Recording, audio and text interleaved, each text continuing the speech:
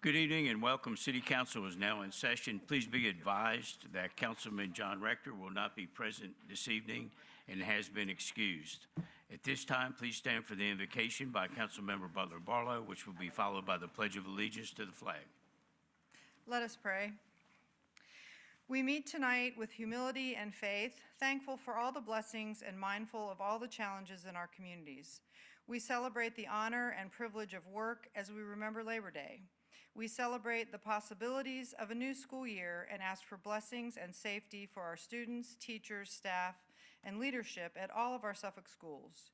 We ask for guidance and strength, for courage and wisdom as we meet tonight. Help us to remember to act in love and with grace in service to our city, remembering the needs of our neighbors and treating all people as we would want to be treated. Give us patience and understanding to face the challenges of these days with grace. And as an additional blessing tonight from Dolly to all of us, I hope life treats you kind. I hope that you have all that you ever dreamed of, and I wish you joy and happiness. But above all this, I wish you love. Amen. Amen. I pledge allegiance to the flag of the United States of America and to the republic for which it stands, one nation, under God, indivisible, with liberty and justice for all.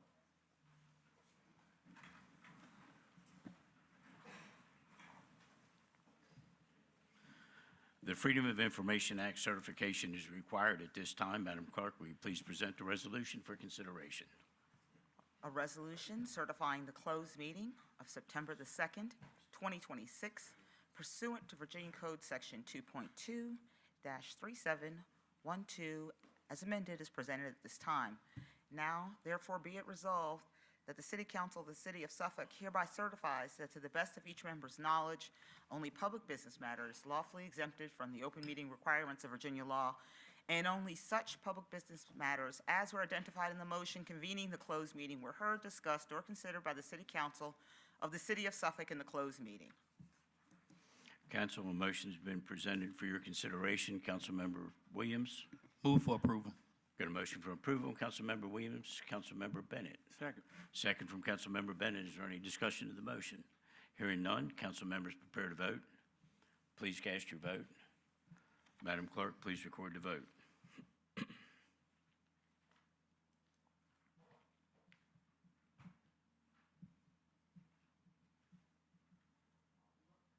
The motion is approved by a vote of 6 to 0.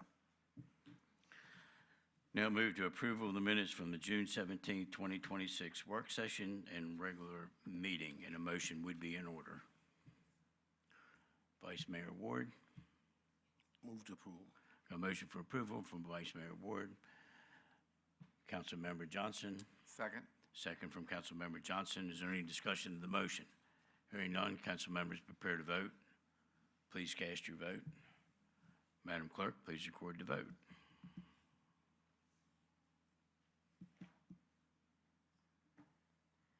The motion is approved by a vote of 7 to 0. We do have some special presentations this evening. Our first one is a proclamation in recognition of Hunger Action Month. Mr. Manager, please provide the overview.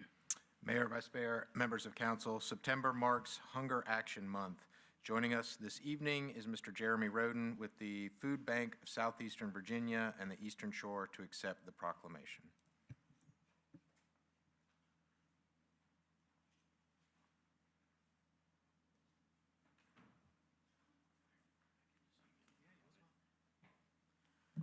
Madam Clerk, will you please read the proclamation? Whereas hunger and poverty are issues of serious concern in the United States and the Commonwealth of Virginia, and can impact anyone at any stage of life due to a variety of circumstances. And whereas the United States Department of Agriculture estimates that in the year 2024, approximately 47.4 million or 13.7% of the people in our nation live in food insecure households.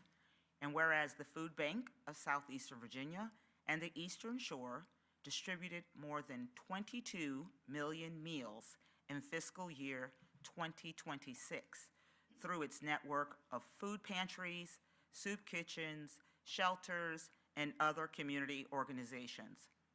And whereas the City of Suffolk is taking steps to raise awareness about the need to combat hunger in our locality and provide additional resources to residents in need. And whereas all citizens, faith-based groups, businesses, and other organizations are invited to support and participate in local efforts to collect food and funds. And whereas the City of Suffolk is committed to working with the Food Bank of Southeastern Virginia and the Eastern Shore and their partner agencies to increase awareness of food security and the important roles our food banks play in feeding our friends, families, and neighbors. Now, therefore, I, Michael D. Dooman, Mayor of the City of Suffolk, do hereby proclaim September 2026 as Hunger Action Month in Suffolk, Virginia, and encourage those who are able to donate their time and treasure to combat food insecurity. In witness whereof, I've hereunto set my hand and caused the seal of the City of Suffolk to be affixed this second day of September in the year of our Lord, 2026. Sure. So I won't take up too much time there because these things take a while to read, but I just wanted to thank you guys not only for this proclamation, but as is stated in the proclamation, as much as the food bank does, we cannot do it alone. We are aware of that. We need our partner agencies, our faith community, as well as our municipalities that we serve, just like the City of Suffolk. And this is a very important public step to show that type of partnership. I gave the city manager some of these orange heart pins for you guys, and look, we already got some on. I love it. That is for Hunger Action Month, so feel free to wear that all month just to kind of further show that. And that's all I'm going to say on that. I appreciate you guys. Thank you for everything that you do to help us serve the community.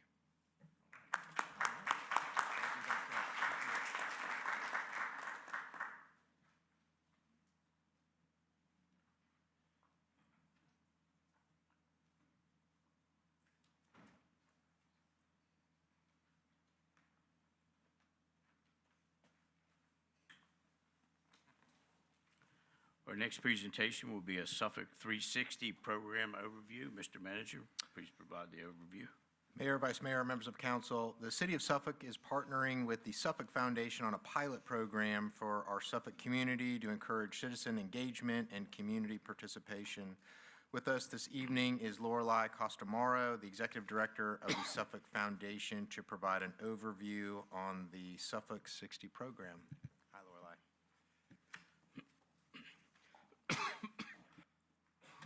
Good evening. Mr. Mayor, Vice Mayor, Mr. Manager, members of the council, ladies and gentlemen in the audience. My name is Lorelei Morrow. I am the director of the Suffolk Foundation, and it is my pleasure to be with you tonight. I will be quick. I hear you have a very light agenda, although I know that's not true. I will be quick. I'm here to talk about Suffolk 360, and it's been my pleasure to partner with the city on this project. Real quick about the Suffolk Foundation, because I think a lot of people know our name, but don't necessarily know what we do. We are a nonprofit organization, and we manage and invest charitable funds for different businesses, families, community groups, other folks in the community across Suffolk and Western Tidewater. We invest those funds, most of them are in perpetual endowments, and we use them to make grants and scholarships in Suffolk and Western Tidewater. We hold about $23 million in funds. Last year, we gave out almost $2 million in grants and scholarships. And a lot of times when you hear the word foundation, you think of maybe a family or a business that set aside a pot of money to do wonderful things. We are a community foundation, which means that we're open to anyone in the community to participate. So all of our funds were established by different people at different times for different charitable goals. But that's not why I'm here. I'm here to talk about Suffolk 360. I guess I click this to continue. Okay. So Suffolk 360 is a civic leadership program, and if that sounds familiar to you, it's because Suffolk had different iterations of leadership programs over the years, but I think it's been about 15 years since we had something like this. And so when Mr. Hughes approached me and said, hey, would you and the Suffolk Foundation be interested in partnering? I said, absolutely. Our goals are to catalyze impactful and positive community participation. We want to help residents and people who work in Suffolk to get to know their city. And I don't just mean the city as in the municipality, but also the community and different neighborhoods and different businesses and all different aspects of civic life in Suffolk. So we are engaging emerging and established leaders from all backgrounds from across the community. We have an offering of 7 different sessions this fall on all different topics, and they'll be at places all across Suffolk. Topics ranging from public safety, arts, the environment, health, housing, education, all sorts of different topics. And again, this is a partnership between the foundation and the city. So it's not just about the municipality of Suffolk or city government. This is community groups participating as well. So for example, Tom from the Suffolk Center for Cultural Arts, they're hosting one of our sessions. Tom is one of our panelists one evening. We've got all sorts of speakers from different businesses, community groups, and city departments to engage participants and teach them more about different aspects of the city and the community and encourage positive participation. This is not just about talking at people. This is about engaging people in conversation and discussions and empowering people to get involved in positive ways. And that's going to look different for all the different participants. We've got business folks in there, business owners. We've got young people. We even have a student in high school. We have retired folks. We want to engage people as volunteers, board members for community groups, participants in civic life. We want to engage with their businesses. And I will tell you, we start on September 15th. We had applications open for about 3 weeks. We have a cohort of 30 people. Mr. Felder was not surprised that we got 109 applications for 30 slots. I was surprised. We got such positive reception from the community and people who were eager to get involved. And it was tough to pick 30 people to be involved in this first cohort. So we were very purposeful in trying to put together a cohort that represented as many different communities from across the city as possible. So young and old, different community interests, different business interests. Many of the important employers of Suffolk are represented. We have military, current and retired in the group, people with different levels of city involvement. I put together a little map that shows you the location, the residences of our different participants. We really wanted to make sure that all 7 boroughs were represented, and they are. So we're really excited about this program, and I'm happy to take your questions. Real quick, I made a word cloud of all of the words that our applicants used when they wrote to us why they wanted to participate, because I think this represents visually some of the different ideas that people have. But this is all about getting people involved in a positive way and empowering them for civic leadership. You probably remember that report that came out from the Workforce Council a couple years ago that looked at why young people choose to leave a community where they grew up. And one of the biggest correlations in terms of people staying in their community was civic involvement. People stay in communities where they can raise their family and when they can be involved in the community. And I think Suffolk has such a rich history of public and private partnerships.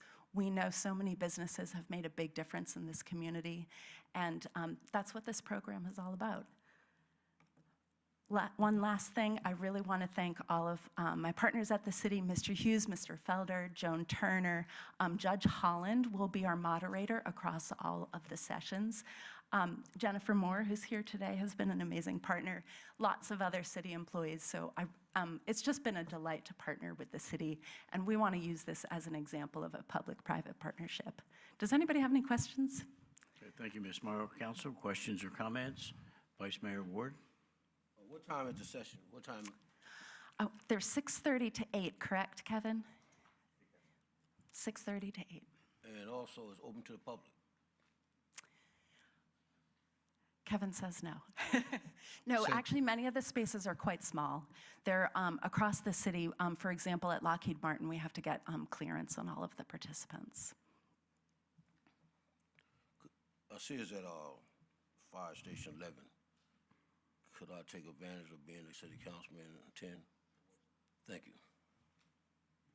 We would love to have you there. Thank you very much. Okay. Council, any other questions or comments?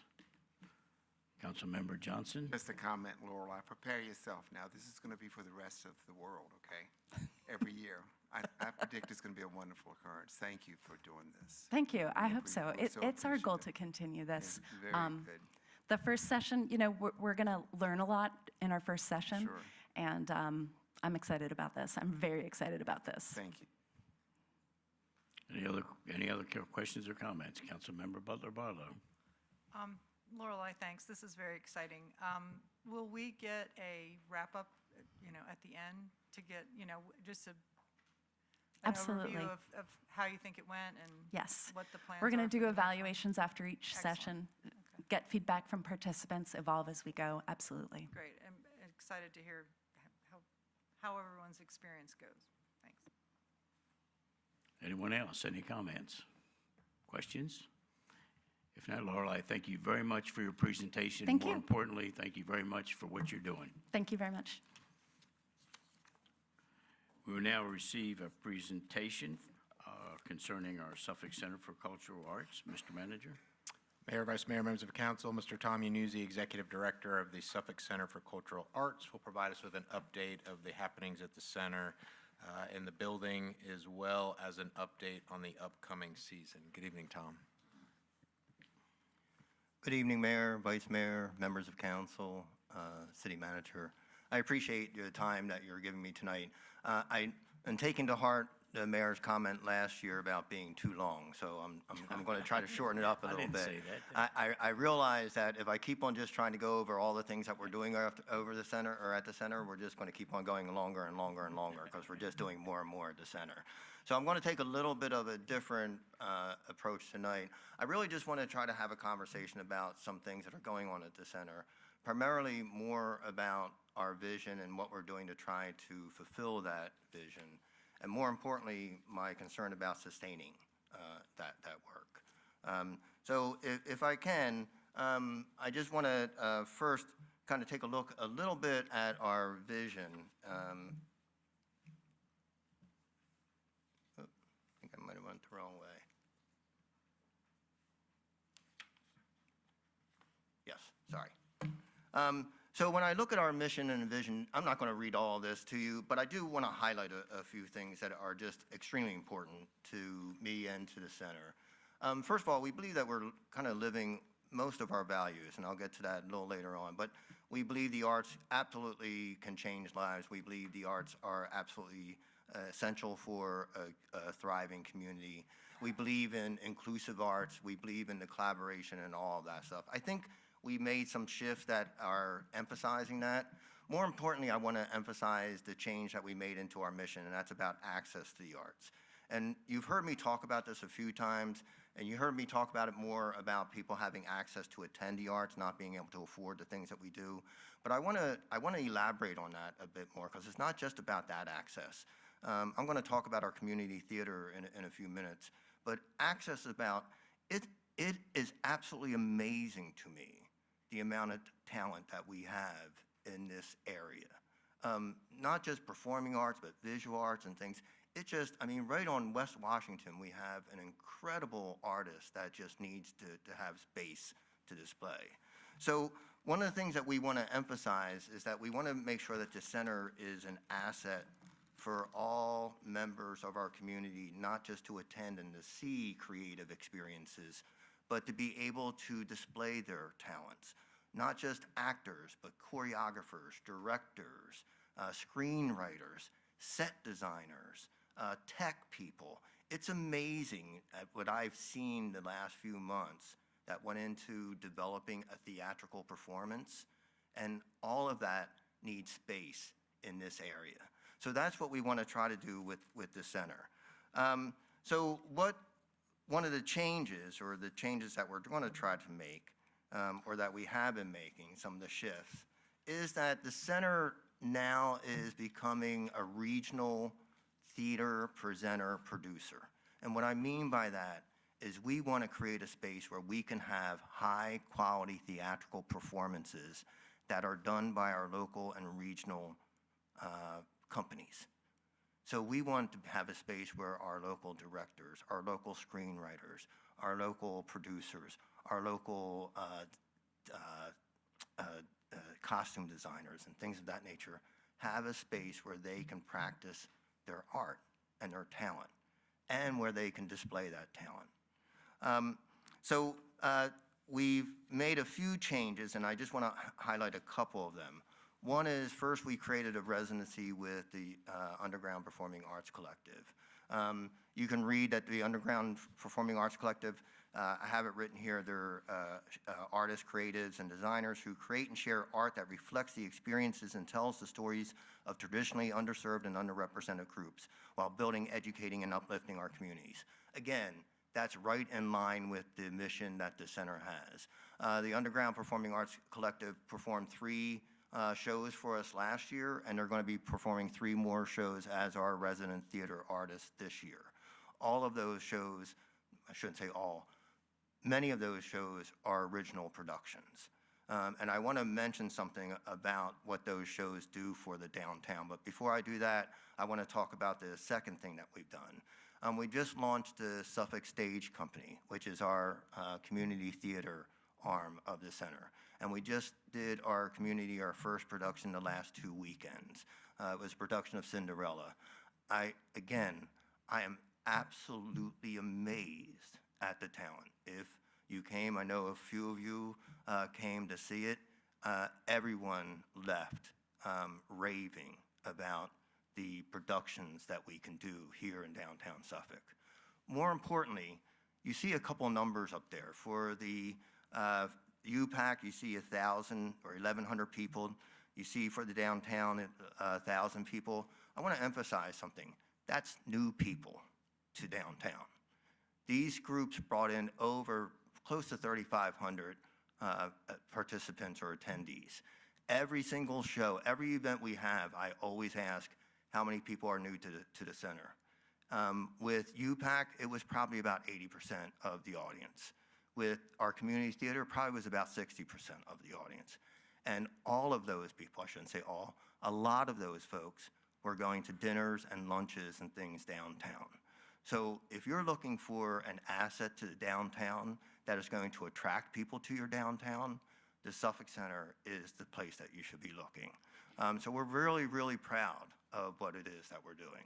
So as we move towards more theater productions, again, some of the other things that we're doing, wait a minute, I'm off here a little bit. Oh, I'm sorry.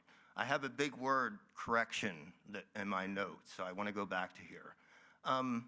You might have seen our write-up here. There's a little editorial mistake in there. Community theater did not start when I came.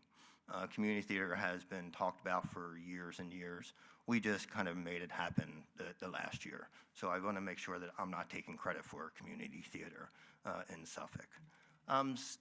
Just because we are doing theater or emphasizing theater doesn't mean that we're not still bringing in our traditional performances. This year, we're going to start our year off with a Prince tribute.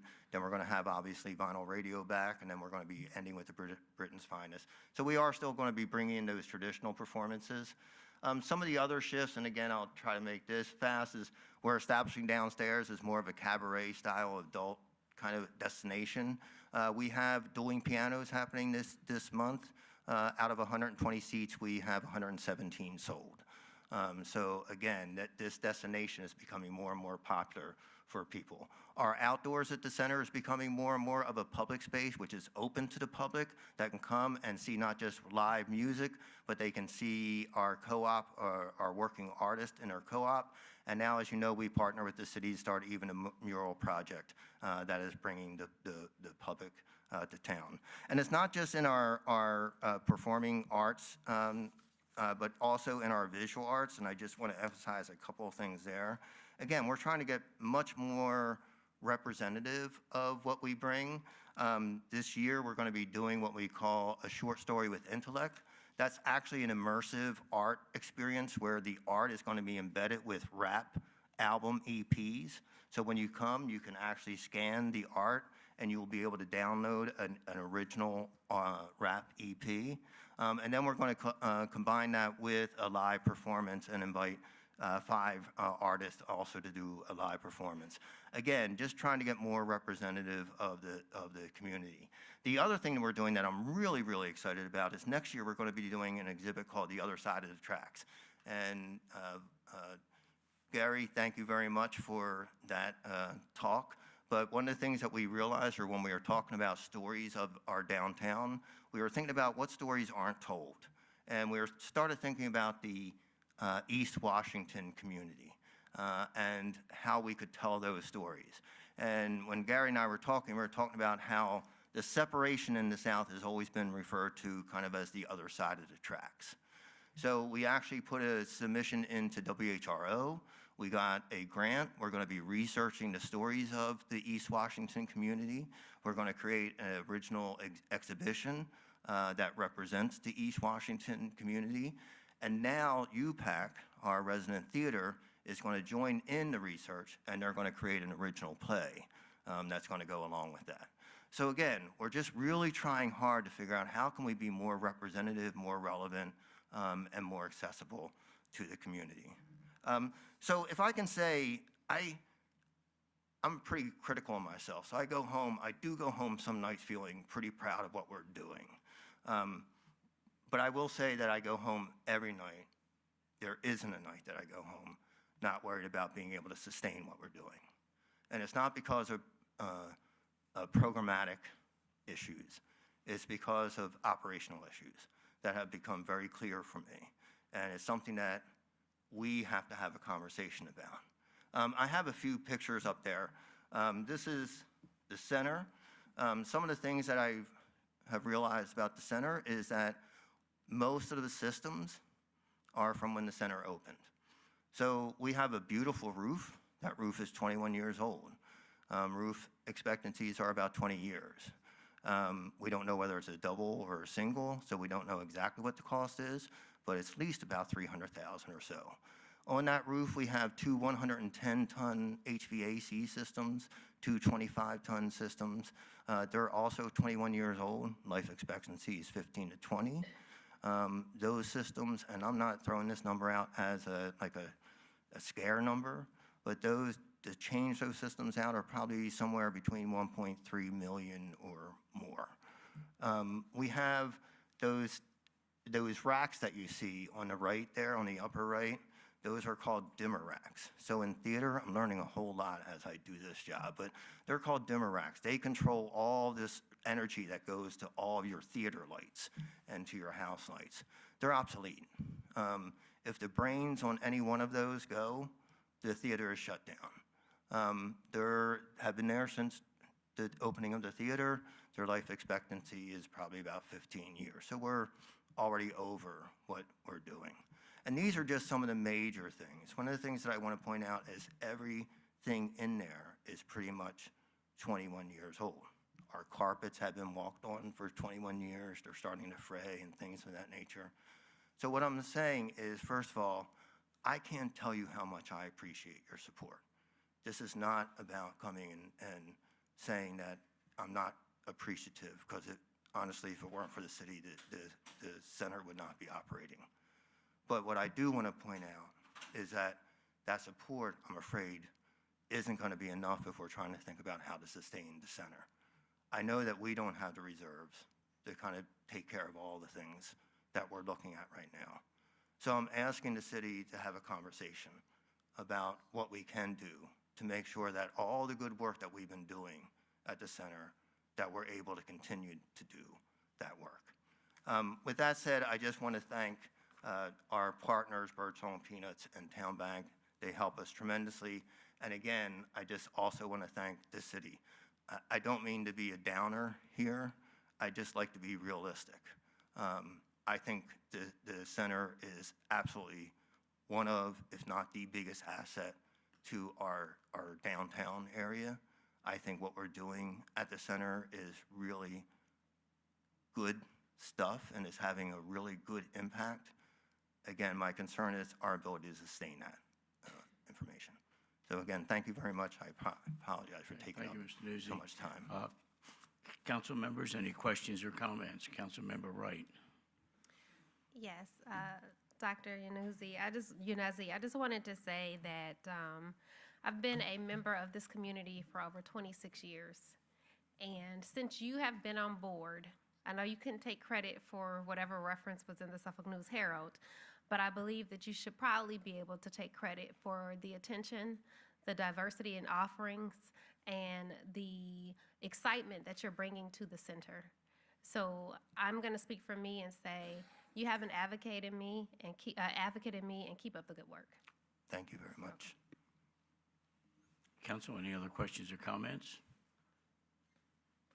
Dr. Nuzzi, thank you for presentation. Thank you for what you're doing. Thank you for what you've done. I know it's sometimes an uphill battle, but you really have taken the resources you have and served the entire community, coming and going. You are a huge asset for downtown and what's going to help make downtown Suffolk a destination.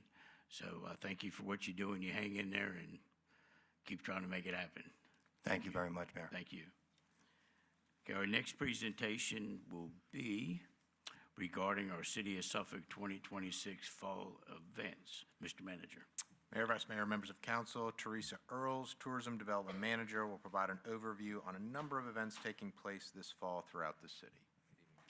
Good evening, Mr. Mayor, Vice Mayor, Honorable Council, Mr. Manager. I would say I'm going to be quick, but we all know that's a lie. I realize that it feels like we're living on the surface of the sun right now, but fall is right around the corner, and we have wonderful events that are going to take us all the way through the holiday season. Right now, ongoing, you can catch The Door of Good. It's a solo exhibit by Jean Peacock at the Suffolk Art Gallery. That will continue through September 5th, so you need to go see it if you want to see it. Through October 16th, you can catch the Art of Wine series with Colette Mann. She's a Virginia-based mixed media mosaic artist, and she will be having an Art of Wine dinner. You'll see that later in the calendar as well. Through November 21st, we will continue with our Suffolk Farmers Market. It's every Saturday from 9 to 1 at the Visitor Center Pavilion. And everything changes from week to week depending on the vendors and what is being grown and harvested. So just because you come once doesn't mean you're not going to see something completely different next time. So please stop on by. In September, from the 4th through the 6th, you can go to Refined Relics at their new location. They're having a barn weekend. So everything is actually located in a barn, and it's for sale, and it's antiques and fun. And you can find out more information at their website, which is listed here, refinedrelicsantiques.com. On the 5th of September, the Saratoga Dreamers are presenting a gospel festival in the downtown Festival Park. It is free, but donations are gladly accepted. There will be music and food and games and activities for the entire family. Also on the 5th, from noon to 10, the 3rd annual Parrot Head Party at Decoys. So if you're a Jimmy Buffett fan, that night is for you. And that will continue way into the night. Well, it's way when you're my age, it's 10 p.m. DecoySeafood.com, you can find out all the extra details. And then on Sunday the 6th, Myths and Monsters Market. That is a tongue tie. Explore a world of legends, folklore, and mysterious creatures. So I've been promised cryptids and Mothman and all those kind of fun legends, along with food and craft beer. That's at New Realm Brewing. It is free and open to the public. Then, of course, we have our 4th annual Suffolk Plein Air Festival. So painting outside has never looked so good. From the 8th through the 10th, you can catch artists throughout the entire city. Whether they're in a field or on the waterfront or even in a neighborhood, you will find them painting, and you can watch them and ask them questions and perhaps purchase their art when they're done. On the 10th, you could sign up for a plein air painting workshop. It's $120 per person suggested donation, and it will be happening at the downtown Suffolk Library from 10 to 2. So you're going to need to register in advance if you are interested in doing this. On the 11th, the Wet Paint Sale and Soiree, the ultimate art party at the Suffolk Center for Cultural Arts. This is an opportunity to see the art fresh off the easels and to purchase it if you'd like. Tickets are $100 per person, and it's from 6 to 9:30.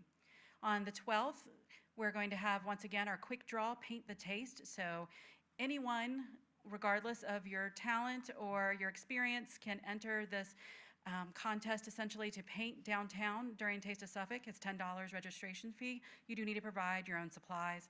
And then at the end of 120 minutes, there will be judges, juries, and prizes. And then, of course, you could sell your art. You can find all of this information on SuffolkPleinAir.org. On Wednesday the 9th, the first ever live music concert at Decent People Tap Room will be happening. Normally, it's, oh great, it's live music at another tap room, but considering it's their first time ever, I think it's very exciting. Live music by Doc Perkins. It's free and open to the public, and they also are a full-service restaurant. On Friday, September 11th at 1 p.m., the Suffolk Peanut Fest Golf Tournament will be happening again at Sleepy Hole Golf Course. It's $65 per person or $250 per team, and that is a fundraiser for the Tunnel to Towers Freedom and for the 9/11 Tunnel to Towers project in New York and the Freedom Flag Foundation. Registration is required. September 12th through the 13th from 10 to 3, the Suffolk Nansemond Historical Society will be hosting their traditional heirloom sale. So if you're interested in antiques and treasure hunting, that would be the time to go to the Suffolk Nansemond Historical Society at the Philip Dawson House. SuffolkHistory.org is a great way to find out more information about all the programs that the Historical Society offers. On Sunday, September 12th, from 10:30 to 11:30, you have the opportunity to make a hand-tied bouquet in a workshop at the End of Nowhere Farm on Old Myrtle Road. It's $75 per person, and you must register online in advance. And of course, we're all very excited about our 20th annual Taste of Suffolk Downtown Street Festival. I have been here for every single one of them, so I can say it has grown beyond our wildest imaginations and has really become the premier festival for downtown Suffolk.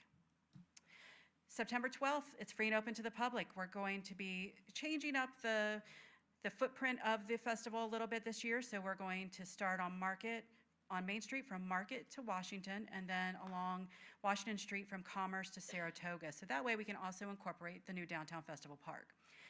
We have 23 different unique eateries participating, over 100 vendors, craft brews by Nansemond Brewing Station, live music by the Heather Edwards Band, Alan Hudson and the Half Moons, Big Torin, Derek Smith, and Airliner will be playing in the park for the after party. So you can come out from 11 to 5 for a Taste of Suffolk and then stick around until 8 so you can enjoy the after party at the festival park.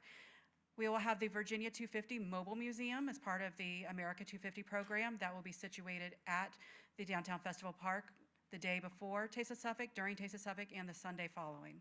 There's a fun zone with kids' activities, whether it's games, puppet shows, there's even axe throwing, and all kinds of fun stuff. It's fun for the whole family, no matter how old you are. The fun zone this year is being sponsored by Sam's Express Car Wash, so we're really grateful for that. And Main Street Methodist Church is hosting a classic car show in their parking lot, and it really is an all-day free family fun for everyone. And like I said, it really has become our signature. On Wednesday, September 16th from 10 to 2, Parks and Recreation is hosting the Therapeutic Recreation on the Go. It's an apple picking trip to Cullifer Farms. You have to register in advance at SuffolkParksandRec.com. On the 18th and 19th, an estate and collectibles sale at Miss Lily's Trading Post will be going on. And if you're not familiar with Miss Lily's, it's a wonderful combination of new and old and antiques, and it's a fun shopping atmosphere in an old vintage barn in Holland. So if you haven't gotten an opportunity to go, I suggest you enjoy that sale because there's always entertainment and food along the way. On Friday, September 18th, that's the Colette Mann Art of Wine dinner. So they pair art and wine together, and along with a lot of stories from the artist. It gives you a unique opportunity to engage with the artist herself. It's $95 per person, and registration is required. SuffolkCenter.org. On the 19th, we start the Rooted in Love art exhibition at the Suffolk Art Gallery. That is hosted by Suffolk Parks and Rec and will continue through October 16th, and it's really about the connection of community and the roots built out of love of the people who live here and come here. On Saturday, September 19th, and Sunday, September 20th, this is kind of a combo. So on Saturday, it's Oktoberfest, and on Sunday, it's Dogtoberfest, and both at New Realm Brewery. So for Oktoberfest on Saturday with your German-inspired food and live music and seasonal brews, you get all that on Sunday as well, but you can bring your dogs. Dogs are not drinking, they're just there for entertainment, and I think that that's fun for everyone. It's free and open to the public. You can find more details at newrealmbrewing.com. On the 19th, we also are hosting the Nansman Brewing grand opening celebration. Many of you probably know that Nansman Brewing Station had to shut down briefly for some mechanical upgrades, and so they've already opened back up to the public, but they're having a full celebration on the 19th, celebrating 7 years of craft beer in downtown Suffolk. On September 19th from 5:30 to 10, Boots Bourbon and Barbecue benefiting Suffolk Project Lifesaver at Mayland Meadows. It's $55.20 per person, and you can find those tickets on Eventbrite. September 19th from 6 to 9, Shelfbound Sound, a library music festival. This is the 3rd year in a row that you can go and listen to live bands. They're going to have mocktails, music. It's fun for everyone, and it's probably the loudest you'll ever hear a library, and it's at the new downtown Suffolk Library. It's free for everyone, and I trust that you can find more information at suffolkpubliclibrary.com. Again, on the 19th from 6:30 for ages 18 and older, Dueling Pianos by the Copper Piano is going to be downstairs at the center. That's the Suffolk Center for Cultural Arts. Tickets start at $30, and if you want to upgrade to a VIP experience with dinner, that's $90 per person. SuffolkCenter.org for tickets. It's a night of really great piano and a little bit of comedy all thrown in. You get to pick the songs, and they just have to play them. Sunday, September 20th from 5 to 7 is a steak and bourbon hands-on culinary experience. It's a 3-course workshop at the Silos at Bridgeport. It's $60 per person. Registration is required because, as you can imagine, it's limited as far as participants. So if you're interested, I would jump on that soon. Saturday, the 25th of September from 5 to 9, Art Raid Pop-Up Artist Market at Sojourn Fermentory in Bridgeport. It's a partnership with Suffolk Art League. So you get a chance to, again, try some craft brews and some local food and witness some art and perhaps buy some art. On September 25th to the 27th, Stillwater Tea House at Rose Cottage is hosting their Paddington's tea tasting. So it's all themed with Paddington Bear, so expect some orange marmalade along with that. It's $65 per person, includes 4 courses and 4 curated teas paired with each course. On Friday, September 25th at 8 p.m., Marshall Charloff's Purple Piano. I know Tom brought that up. It's following the spirit of Prince's final solo piano performances. This is the next best thing you're ever going to get to Prince. So $40 to $50 per person, SuffolkCenter.org. I suggest you get your tickets soon. Saturday, September 26th at 8 o'clock, and with awards at 2 p.m., the Suffolk Rods and Muscle Cars are hosting their 13th annual charity car show at Nansman Suffolk Academy. It's free for spectators, but if you have a vehicle you'd like to enter into the competition, it's $20 per show vehicle. On the 26th from 9 to 12, the Nansman River Cleanup will be happening at Constance Wharf Park. I've been told it's BYOK, bring your own kayak. So if you want to come out and help clean up litter with Keep Suffolk Beautiful, that would be the day for you. Saturday, September 26th, the American Girl program featuring American Girl McKenna Brooks will be at Riddick's Folly House Museum. This is the American Girl story. It's interactive with different kids from ages 6 to 12. There's 2 seatings. It's free and open to the public, but you must register because they have limited seating. The first seating is at 10 a.m., the second at 11:30. On Saturday, September 26th from 11:30 to 8, there's a Wing Fest, which I'm pretty sure that's self-explanatory, at New Realm Brewing Company. That's free and open to the public. On Saturday, September 26th, you can also go to the Fall Fest at Parks and Recreation at the East Suffolk Recreation Center. It is free with annual membership, which is a great deal, and it's crafts, music, petting zoo, bounce house, and more. You can find information at suffolkparksandrec.com. Again on the 26th, we're really busy on the 26th. Suffolk Parks and Rec is hosting adult recess. You remember recess from when you were a kid. Well, now the kids are kicked out. They're not coming. So if you want to play kickball, this is the time to do it. From 6 to 9 p.m. at Wellens Park on Pender Street. It's free and open to the public through Parks and Rec. We all run a lot slower than we did when we were kids, so no one will judge you.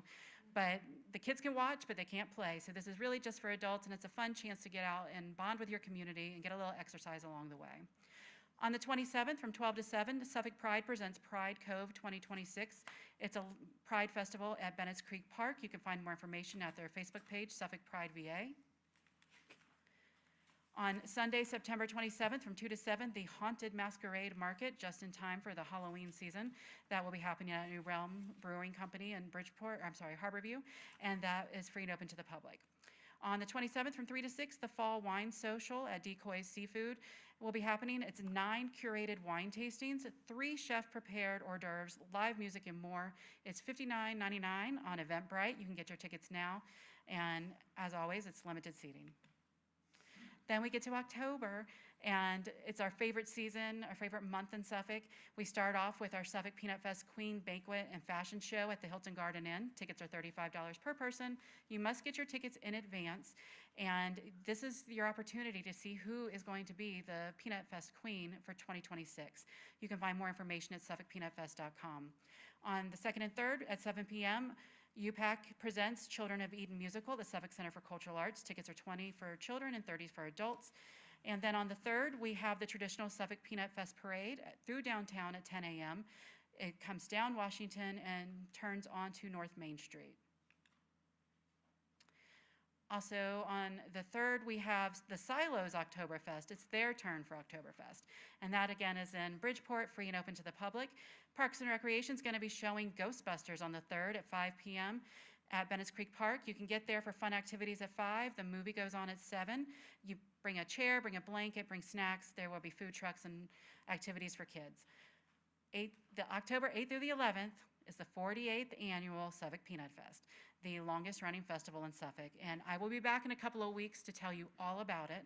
But in the meantime, I'll remind you it's at the Suffolk Executive Airport.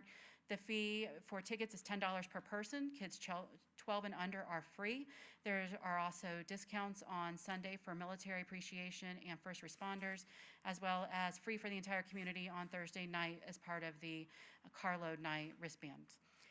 And then, of course, everyone's favorite event within an event. On the 9th from 3 to 7, the Suffolk Raritan Club Annual Shrimp Feast.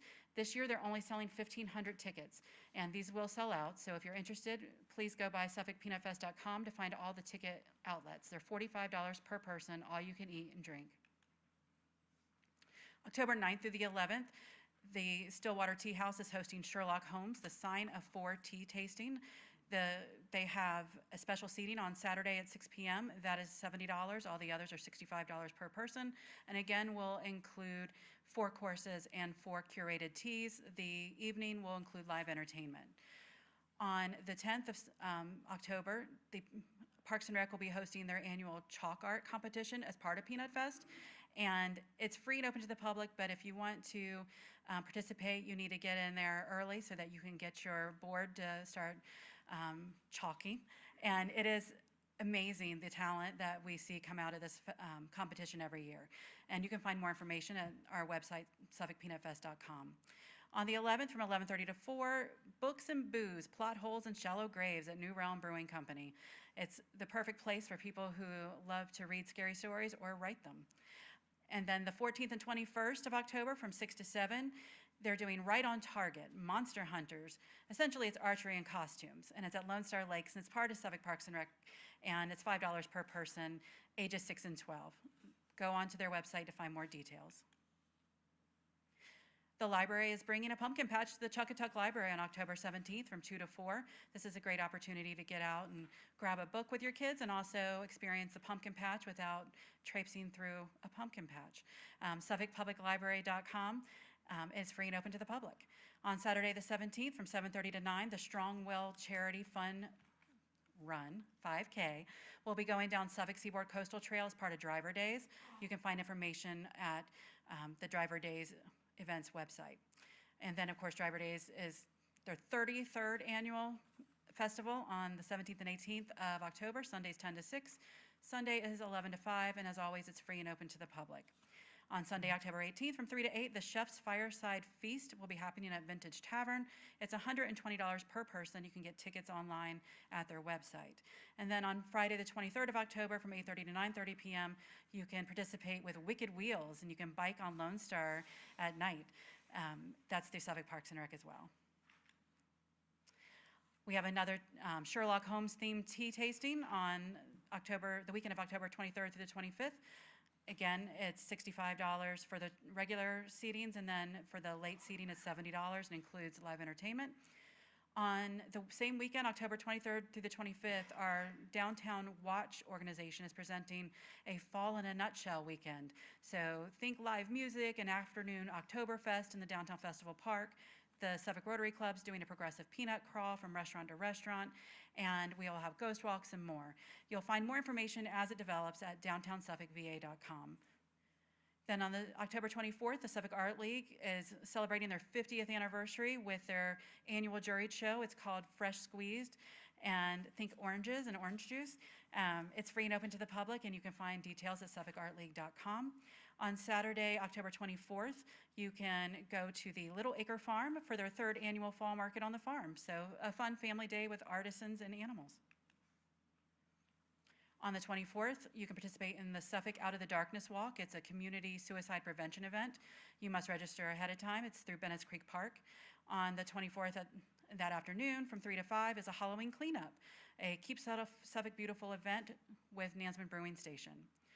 And then Saturday night, from 6 to 8, is Fright Night for all the kids at Creekside, East Suffolk Rec Center, Miltier Recreation Centers. It's through Parks and Recreation, and as someone who has taken their kiddos through the Creekside one, I can say it's a really fun time. The haunted houses are kind of scary, but in a fun way. There's trunk or treat and games and activities and a DJ and bounce houses. It's a wonderful way to get your kids dressed up and take them out for a really safe, fun Halloween happening. On Sunday, October 25th from 2 to 4, there will be Horror in Charcoal, and I believe that is drawing through SuffolkParksandRec.com. Then the 25th, the 18th annual Muchstra at Bennett's Creek Park. So we all love the dogs here, which is why there's a giant picture of a basset hound. So if you want to support dogs and pets in general that need homes, SuffolkHumaneSociety.com, and you can bring your well-behaved leashed dog to the event. On Wednesday the 28th, there's going to be an Active Adults Pumpkin Patch trip that departs from the Miltier Recreation Center. It is $5 per person and requires pre-registration. On the 29th, there's going to be Halloween line dancing at the Bennett's Creek Recreation Center. That is free and open to the public. And then on the 30th, they're going to have Hallow Scream Teen Night at Kings Fork, Bennett's Creek, East Suffolk, and Miltier Recreation Centers. So it's a step up from the little kid ones on Fright Nights. This is definitely for your tweens and teens. And then on the 31st, which is actually Halloween, they're going to have Haunted Wheels drive-through trunk or treat at Cypress Park. I'm only giving you a glimpse into November because I'm going to come back and talk to you all about the holiday events we have.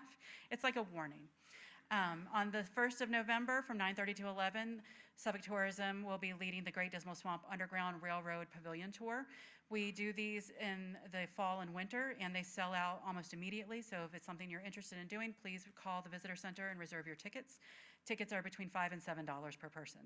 On November 6th through the 8th, the Stillwater Tea House is offering Nuts for Autumn tea tasting. So each course is going to have something to do with different nuts. On the 7th, we will be hosting the Salute to Service 5K and 1 mile run through downtown. It's going to begin and end at Downtown Festival Park. It's $20 to $35 depending on which run you're doing. You do need to register in advance. This is a partnership between Suffolk Parks and Rec and Tidewater Striders. On Saturday, November 7th from 11 to 5, we're having the 2nd annual Stall Crawl. It's a progressive barn tour. This time it's Sunfire Equestrian, Liberty Lane, and Sunny Days Farm. So it's a chance for you to get out and visit different horse farms, see how they work, pet the horses, and any other critters that come across. And there will be opportunities to buy concessions, and there will be vendors. And it's just a chance to get out and experience more of the agricultural side of Suffolk, and of course the horse-friendly side. On the 7th, there's a Barnyard Brew at Malin Meadows. It's benefiting children and families affected by cystic fibrosis. Early bird tickets are $45, and day of are $60. You need to get those in advance. Check them out on Eventbrite. And then our annual Suffolk Restaurant Week will be held November 7th through the 15th with price-fixed menus at the $20, $30, and $40 level. You can find more details as we get closer at visitsuffolkva.com. On November 14th from 2 to 6 at the new Downtown Suffolk Library, Busy Town Adventures, a hands-on fun inspired by Richard Scarry. This is fun for especially the toddler age and preschool age kids, and with all of our public library activities, it's free and open to the public. On the 14th and 21st of November, Tada Performing Arts is presenting Seussical Jr., the musical. Tickets will be required, and you can get them through the TadaPerformingArts.com website. Okay, I feel like I just ran the 5K. SuffolkPublicLibrary.com is a great way to find not only these events, but also your workshops, your classes. They do art, they do music, they do so much more than books, even though I still am a big fan of the books. There's so much more for all ages. And like I said, everything they do is free and open to the public. Suffolk Parks and Recreation, you can see their logo and their website, and I'll tell you that just the few things that I discussed that they do, it's really just a drop in the bucket. You should have received your new program guide today that just came hot off the presses, and it is pages and pages of fun, family-friendly activities for the entire community. And of course, visit SuffolkVA.com. I'm going to plug our website because we showcase the entire community's events as far as things that not only visitors but locals will also like, and you can complete your schedule and book tours and do everything you'd want to do and start at visit SuffolkVA.com. And I'm happy to answer any questions if I didn't already give you too much information. Okay, thank you, Ms. Earls. Before I ask for questions and comments, I think I dozed off a little. Could you run through that one more time? How about backwards and standing on Just one run foot? through it one more time. Council, questions or comments? Okay, looks like everybody's taking mercy on your soul. Thank you Right? very much. Well, you know where to find me if you have any questions. Absolutely. I'm always available. Thank All right, you. thank you. Okay, let's see. There are no items on the consent agenda this evening, so a motion would be in order to adopt the entire agenda as presented. What is your pleasure, Councilmember Johnson? Move to accept the consent agenda as presented. Thank you. Got a motion for approval, Councilmember Johnson, Councilmember Butler Barlow. Second. Second from Councilmember Butler Barlow. Is there any discussion of the motion? Hearing none, council members prepare to vote. Please cast your vote. Madam Clerk, please record the vote. Motion's approved by a vote of 7-0. We'll now move to agenda speakers. Madam Clerk, do we have any speakers this evening? And if so, please explain the guidelines. We do have one agenda speakers this evening. Each speaker under the item of business entitled Agenda Speakers will be allotted 5 minutes to address their comments to City Council. Speakers must address the subjects indicated on the registration form. Speakers appearing before City Council will not be allowed to campaign for public office, promote private business ventures, or engage in personal attacks or use profanities. Speakers who violate these rules will be declared out of order by the presiding officer and will immediately yield the floor and be seated. Elizabeth Worrell, 3319 Deer Path Road, representing self, regarding agenda item 13, staff report, license plate readers.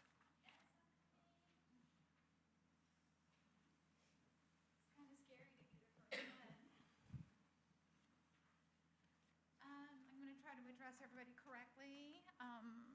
Good evening, Mayor, Vice Mayor, council members, and anybody else who I forgot. This is on flock type cameras, license plate readers that are distributed through the entire city of Suffolk. I did send every single council member an email on 8/23/26. Mayor Duman had forwarded my email to Mr. Felder. I don't know if he's the city, I'm not exactly sure, deputy chief. And so that was an interesting email conversation where he referred to flock-style cameras prohibit heinous criminals. So, but from there, I went to the chief of police office, and I did not run into a wonderful officer named Mr. Epperson. Not only did he call me, he's also emailed me a few times, so he was fantastic. And when I'm talking about flock-style cameras, license plate readers, I am not anti-law enforcement. What I am is government surveillance. I am extremely anti-government surveillance, not only on myself. This is a military community. Many of us are driving cars with different plates on them. When our families come to visit, they have different plates on them. So, and So there is no law. I really like Officer Epperson. Whoever, give him a raise. He is not only friendly, but informative. And he also citations Virginia Code. And you know what? I know how to look that up and read it. So he's been extremely helpful.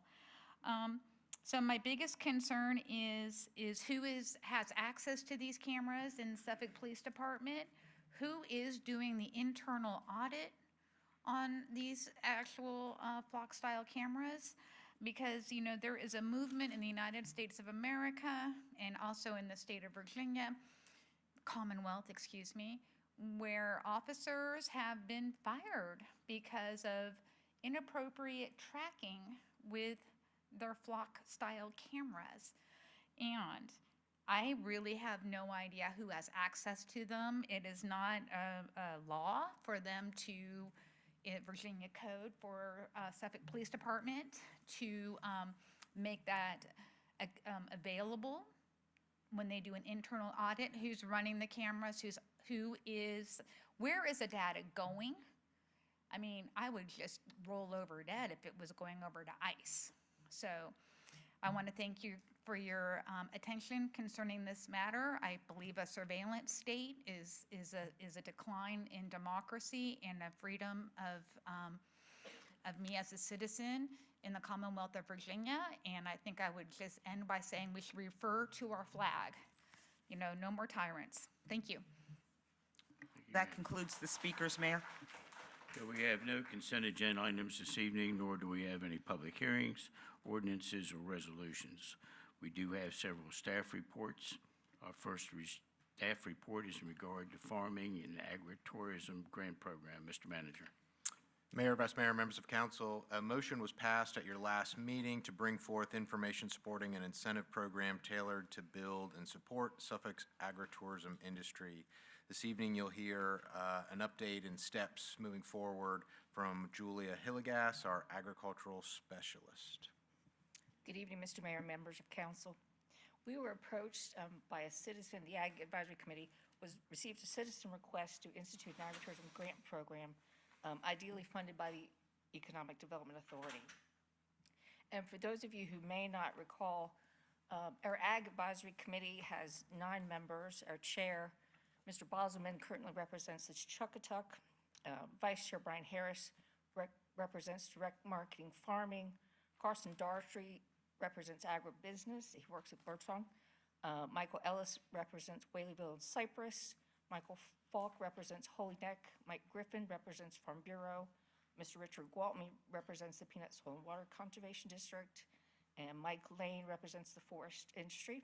Andrea Sly is our Virginia Cooperative Extension representative, and I am the city manager's appointee of that committee.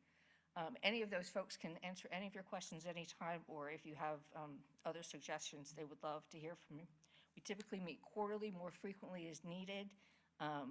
Lately, we've been working on a strategic plan, and you'll hear more about that in coming months, I'm sure.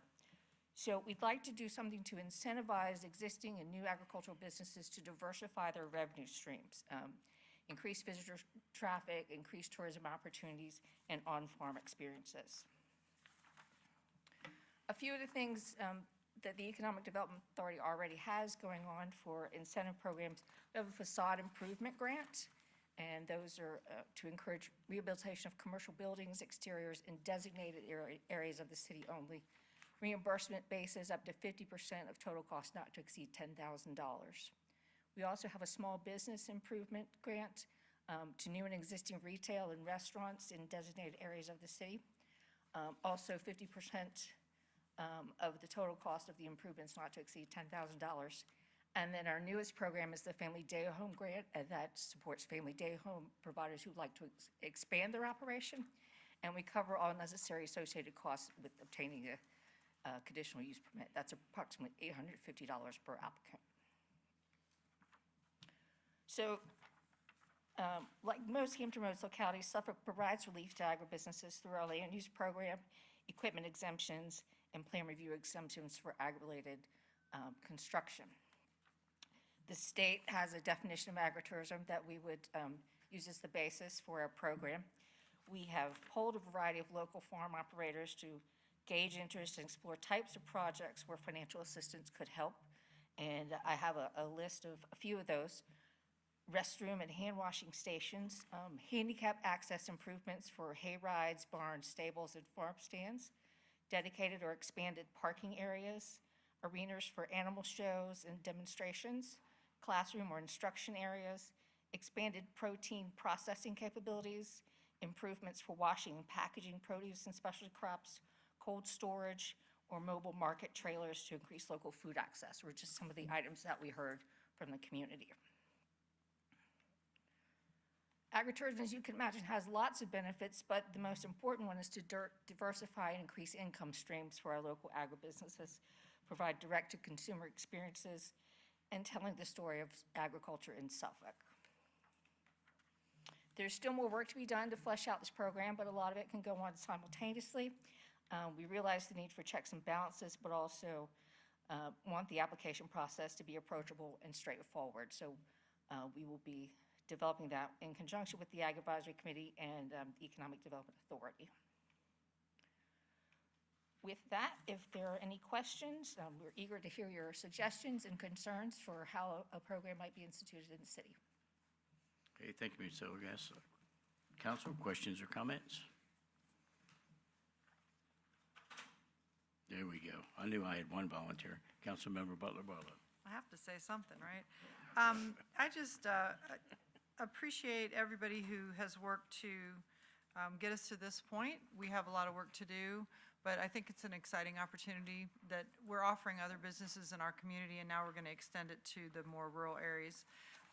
We talked a minute beforehand. I was actually at a stakeholder meeting from the Secretary of Agriculture for the state earlier in the week, and one of the things that was mentioned was that we don't want to just provide startup funding for these small businesses or these new enterprises, but we want to be able to do something that helps them to be sustainable as well. So I hope we'll build that into the plan. So yes, we help them get their feet on the ground, but some checks and balances to continue to support them as, you know, not just out of the gate, but in the years to come, if they are participants in this program. It's a lot. I love the list that you read. Agriculture is incredibly diverse, which people don't realize. Each farm is its own unique thing, and everybody's doing a lot of interesting, different activities and growing different crops and raising different animals. And I just look forward to what this can do to help not only our existing farms, but maybe new folks that want to start to participate. So Great. thank you so much. I look you. forward to the next update. Councilmember Johnson. And Julia, I'd like to thank you too for bringing this forward. And I think it's most important that the public is aware of what we're trying to do here, because that's where we're going to get the input that's really going to push this thing forward. With all the new people moving to our town and with the agricultural community and the young people that want to be part of the agricultural community, there's so much of a need and so much of a demand. I think you're going to be shocked. I think people are going to come forward out of the woodwork, and we're going to have lots of possibilities coming forward, very much like the program that we put forth to help people keep small children in their homes. This is what our city's about, and I thank you. I thank you. It's just another opportunity for us to promote agriculture in our city. So, Thank you. thank you. Council, any other questions or comments? If not, thank you very much for your presentation, Ms. Zillegas. We appreciate it. Yeah, another staff report, we will be receiving an overview of our Suffolk Leadership Academy. Mr. Manager. Mayor, Vice Mayor, members of council, during the 2026-2027 operating budget proposal, I previewed a new program for our workforce to advance our leadership and management skills. This evening, you'll hear more about our progress from two members of our Human Resource Department, Becky Luther and Quetta Brown Fletcher. Good evening. Good evening. Thank you, Mr. Manager. Thank you, Mayor Duman, Vice Mayor Ward, and all members of City Council. Very excited to stand before you and let you know about our Leadership Academy, which began in June for our new employees, or for our employees. This is the city's first formal leadership development program that we have had. We've had training programs in the past, but in terms of a true leadership development plan and program, this is our first one. We're very excited. Not only is it a program for our employees, but it is also a formal commitment from department heads and supervisors and managers within the city to encourage employees to mentor them and to stand beside them and help them grow in their current role as well as future roles, hopefully, as they stay with the city. So looking for that growth, that development, and that culture. We also, in terms of our purpose, designed the program to build our next generation, obviously, of supervisors and leaders. This is in support of our succession planning across city departments to ensure that we have a very deep bench as folks retire and people move on to other positions. We also hope to gain this popularity with the program by increasing not only our retention efforts in keeping current employees here at the city, but also as a recruitment effort, because many cities in the Hampton Roads area do have these programs, but ours is a little bit more robust than some of them, and we're very proud of that as we start off.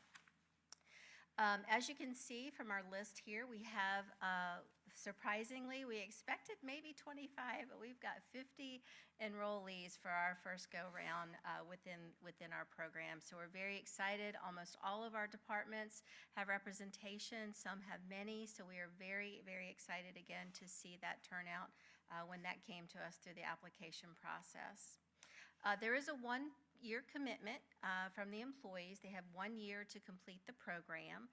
It is taught by, classes are internal, taught by myself as the training manager, and also Quetta, who's going to speak in just a few minutes. We both continue to teach the classes that we have, are building new classes along with other department leaders helping us do those, so we're very excited with that collaboration. Multi-class offerings throughout the year allows a flexible schedule for our employees, so they aren't going through every class together. It's open and offered many times throughout the months to enable them to allow that flexibility so that they can get in on the classes when they need to.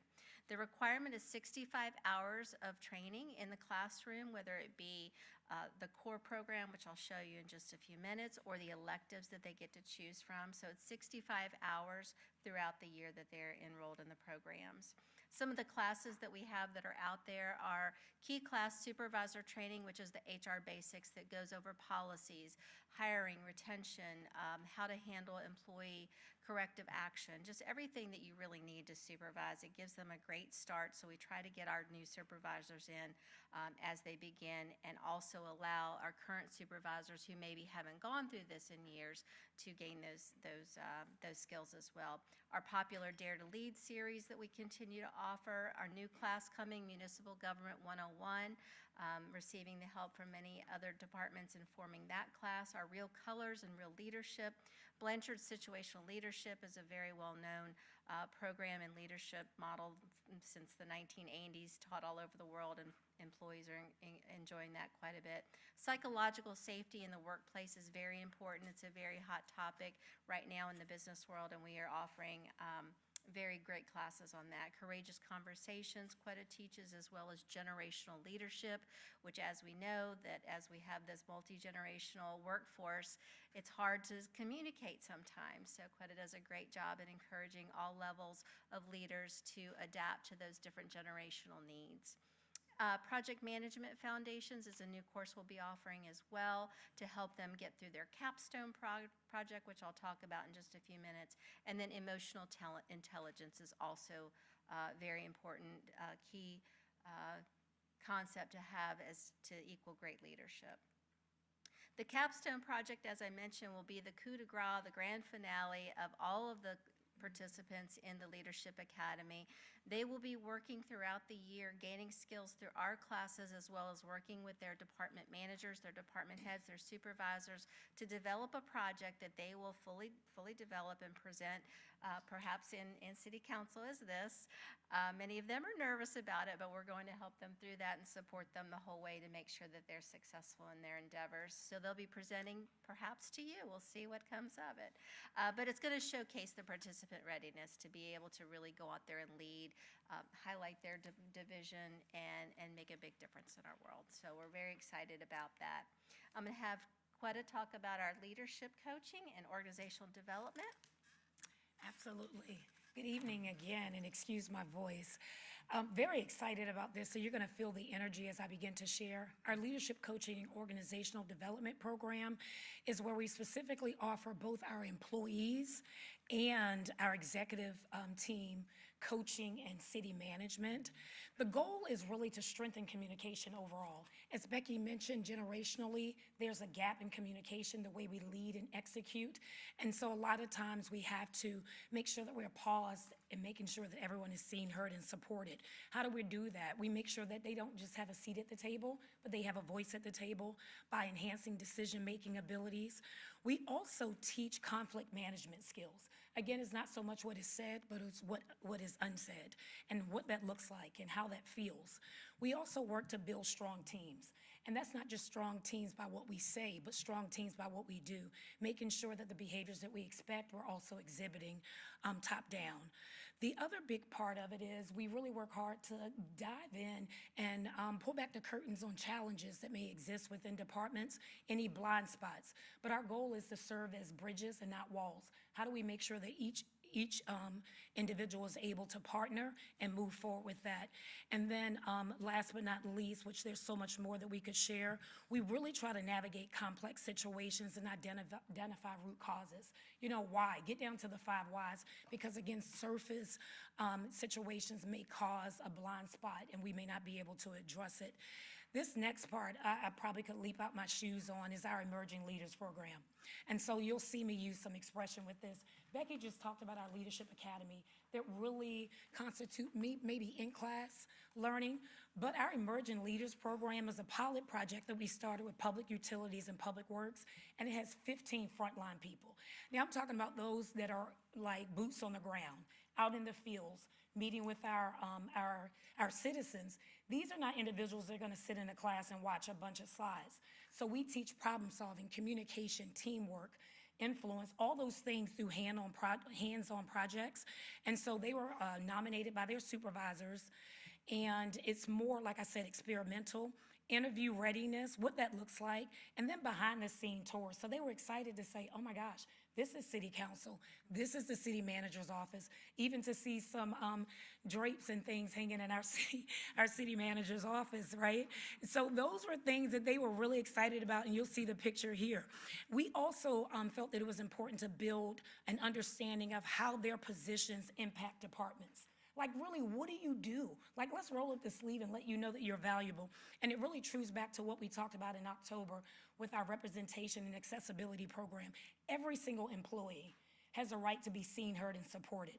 And that may mean behind, not in a chair, not through a slideshow, but out in the field.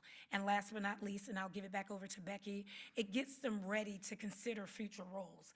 We know that our deputy city manager was able to transition from like social services and over to our city manager's office. So we want to let people know where you start. It doesn't have to be your endpoint. Back to you, Becky. Great, thank you very much. Thank you for your time. We Okay, thank you. appreciate it. Council, let's see if we get any questions or comments. If not, thank you very much for your presentation. Thank you. Thank you. And our last staff report is going to be related to license plate readers. Mr. Manager, please provide an overview. Mayor, Vice Mayor, members of council, knowing there's much conversation taking place on the use of license plate readers and other public safety technology, this evening we wanted to present to you and the public how Suffolk Police Department is using these technologies to make Suffolk a safer place for our citizens as well as our public safety team members. Kicking us off this evening will be Chief Danny Bowie to provide a highlight on all the things that are happening. Thank you, Mr. Manager. Honorable Mayor Duman, Vice Mayor Ward, members of council, city staff that's here tonight, and any of the public that's here tonight, and any of the public that is watching on TV, wherever that camera may be. Thank you for letting us come here tonight for this staff report to tell you about Suffolk Police, our license plate reader, gunshot detection, and live camera programs. I'm going to give you a brief overview of what we're going to talk about, or what these two gentlemen are going to talk about, and then I'll hand it over to them. We want to brief tonight to council and to the public on what LPRs are, what gunshot detection and live cameras are, and how they're utilized in our city. We also will advise on many LPR facts.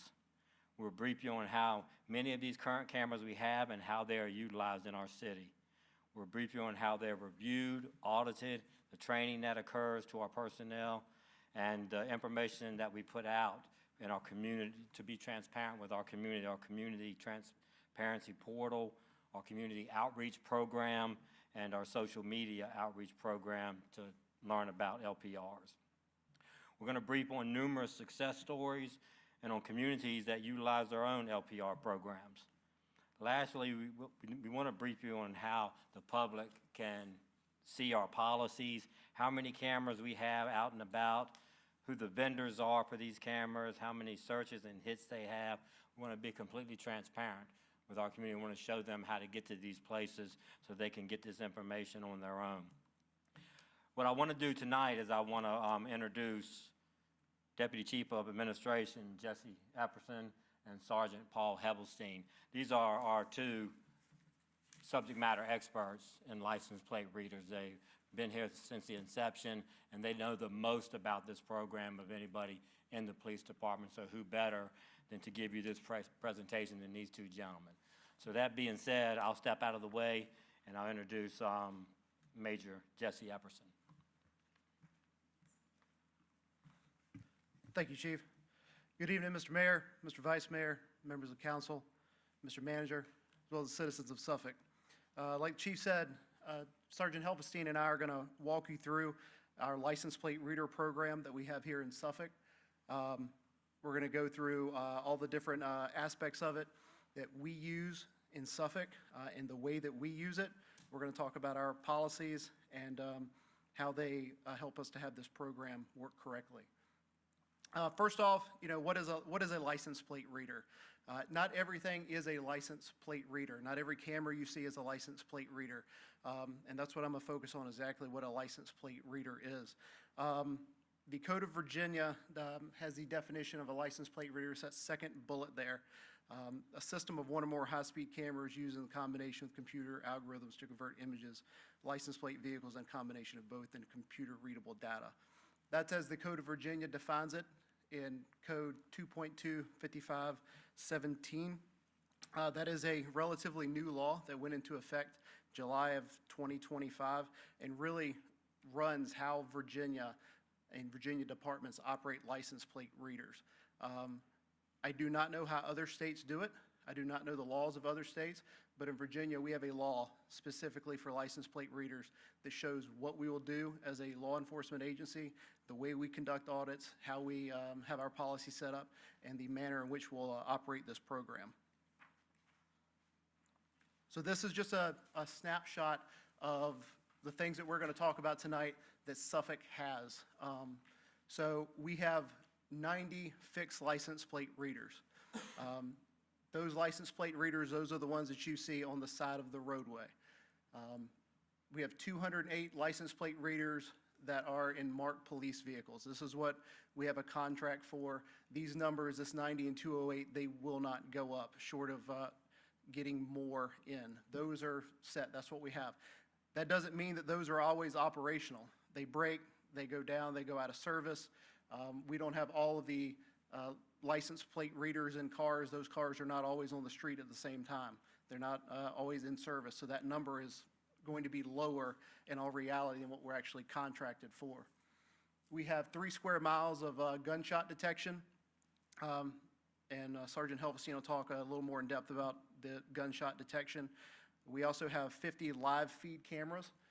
Those live feed cameras, they are stationed around the city with specific emphasis on areas such as parks and trails, and we'll talk about why that is in just a little bit. We also have camera trailers, and we've had those for quite some time, just about 10 years now, and we'll talk about those towards the end of the presentation as well. The 86 fixed integrated cameras, those are cameras that are integrated into the system through cameras on roadways, such as with those that are at intersections, those that are able to be any cameras with city buildings and things of that nature. So that number right there does fluctuate if the camera's broken, out of service. So it may be 85 right now, it may be 86, but that number does fluctuate based on how many cameras are actually working at that particular time. All this does what we use for our real-time information center platform. is Flock OS. That's kind of where everything goes to, that we manage all these devices, and we'll talk about that towards the end of the presentation as well. The 12 partnership cameras that you see there, we do have these cameras where different businesses can opt to have a camera, not a license plate reader, but a camera installed on their property. None of those are currently in service. None of those have been installed.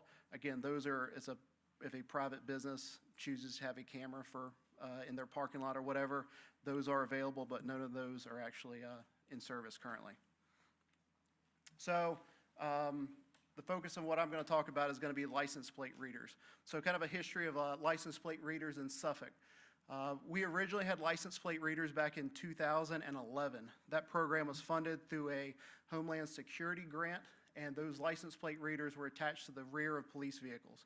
We had 2 different vehicles that were outfitted with these, and they would rotate around the city with different operators. It, quite frankly, was a very clunky system. It became outdated very quickly. With new cars, new technology, it fell by the wayside in around 2013. So that picture kind of in the top with the older Crown Vic, that's what they used to look like when they mounted on the rear of police cars. Around 2022, the program was restarted in Suffolk, and during that time, a lot of license plate readers programs started to expand in Virginia as well.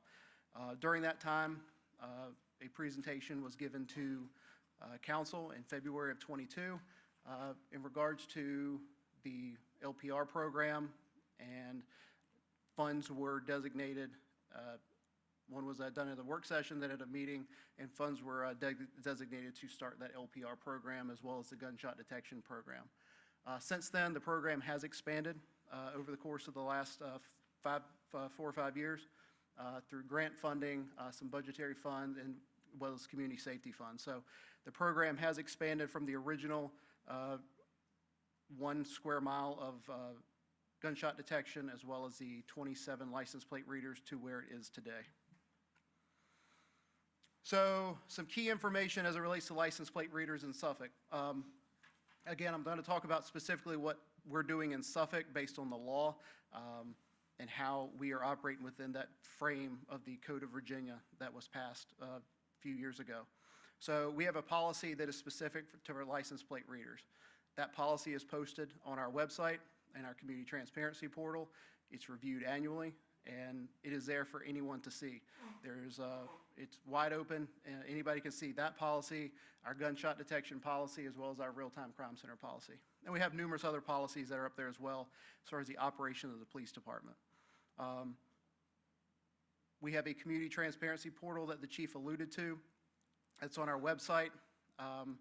Here you can go and find a multitude of different information related to license plate readers, all types of other crime data, but specifically what we're talking about tonight with the Real-Time Crime Center, through our vendors that we use for license plate readers, all that information is there in real time as far as that data that is coming in from our system. All of our personnel have to be trained before they are given access to our license plate readers. So when we first did this program 4 years ago now, we had the vendors come in to do training. We also had train the trainers so we could have those continue to train our officers. In order to have an account created by an administrator, who are Sergeant Helvestein and myself, they actually have to go through training during our post-academy process. So no one can have access unless they complete the training. That training is recorded, and then they can have access to the account. All users also have to have the proper CJIS awareness training, as well as the active VSIN credentials with the police department. So that is another layer of how you handle criminal justice information, as well as having the rights to view such information as well. Our system is audited monthly. I conduct the audits on that system every month. By far, conducting the audits on our license plate reader system is the most time-consuming thing that I do throughout the month. It normally takes at least half to 3/4 of the day to do. I started our monthly audit today around 11 o'clock, and I think I finished about 4:30 today. It just takes a long time.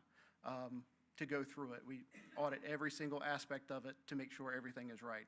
So it takes a long time. We've been doing audits since 2022 when the program started.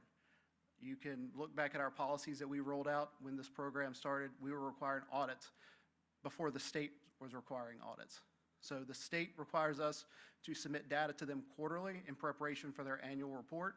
So at the end of every quarter, which we're 2 quarters into that requirement now, we submit the data that is necessary to them so they can, in turn, complete their annual report, which will be the first year of it next year.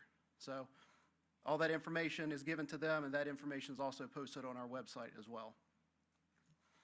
We also have to ensure that our license plate vendors are in compliance with all technology security requirements per code, and that they are on the Virginia Division of Purchase and Supply, both of which our vendors are, and our system has multi-factor authentication. So in order to access our systems for license plate readers, just like accessing our computers generally, you have to have multi-factor authentication. And that's done through the phones that we provide our officers, the Microsoft Authenticator for MFA. So that is a facet of the system. The next couple slides kind of looking at the facts of license plate readers. Again, license plate, they're fixed LPRs that are designed to capture a still image on the rear of a license plate and the rear of the vehicle. So they're taking a picture of the rear of the vehicle as well as a picture of the government-issued license plate that every vehicle is required to have in this country. The license plate is compared to that to create a hit off of the NCIC database, which is provided by the Virginia State Police through VSIN. And the hit is looking for a stolen vehicle, stolen license plate, a missing person, or anybody with warrants. If a hit is generated, no other information comes back other than this vehicle is stolen, this vehicle is associated with warrants. It doesn't say who the vehicle belongs to. It doesn't say who the driver of the vehicle is, any type of insurance information. It even won't tell you who the missing person actually is. It says this vehicle is associated with the missing person. This vehicle is associated with the stolen vehicle, stolen tags. It is then incumbent on the officer who's receiving that hit by code and by policy to ensure that that hit is confirmed. And that's done through the standard process that we do through VSIN NCIC with dispatch and central records of confirming that hit. So before any action is taken, that hit has to be confirmed. I believe our policy says it at least in 3 different areas that has to be confirmed before any action is taken. We do have the ability to enter a manual hot list in our system. And what that does, and the reason for that is there could be situations where we have to get information into the system very quickly. For example, if we have some type of violent crime, carjacking, what have you, that happens, in order to get that information in the system to produce a hit, through VSIN, it's going to take a while to get that to refresh through the system. Where if we can put it in on the front end, only supervisors and investigators can do this, then we can get that information returned to us quicker. There's a part of the audit process that you check hot list every month. There's information that has to be provided with that, such as why they're putting that in, case number, and what have you. So we do have the ability to enter a manual hot list as well. We've talked about the hits has to be confirmed, and none of these license plate readers that I've talked about use facial recognition technology. That does not exist with these license plate readers, and we do not use them for such. Continue on some facts. License plate readers are not associated with any type of automated enforcement. They don't issue tickets, they don't issue speeding tickets, they don't issue red light tickets or what have you. License plate readers and automated enforcement are 2 separate things. They can't even be part of the same system. So they're completely different, and like I said, they do not issue any type of tickets, summonses, what have you. No information is provided by the vehicle when a hit occurs, and as well as any searches must have a criminal justice nexus. So when a vehicle is searched inside of the system in Virginia, and according to our code, the officers have to provide an incident-based report number or a CAD number, which is computer-aided dispatch, for a certain call for service. They have to put that number in the system. They also have to say why they are searching, what type of crime, and the specific offense of what they're looking for that for.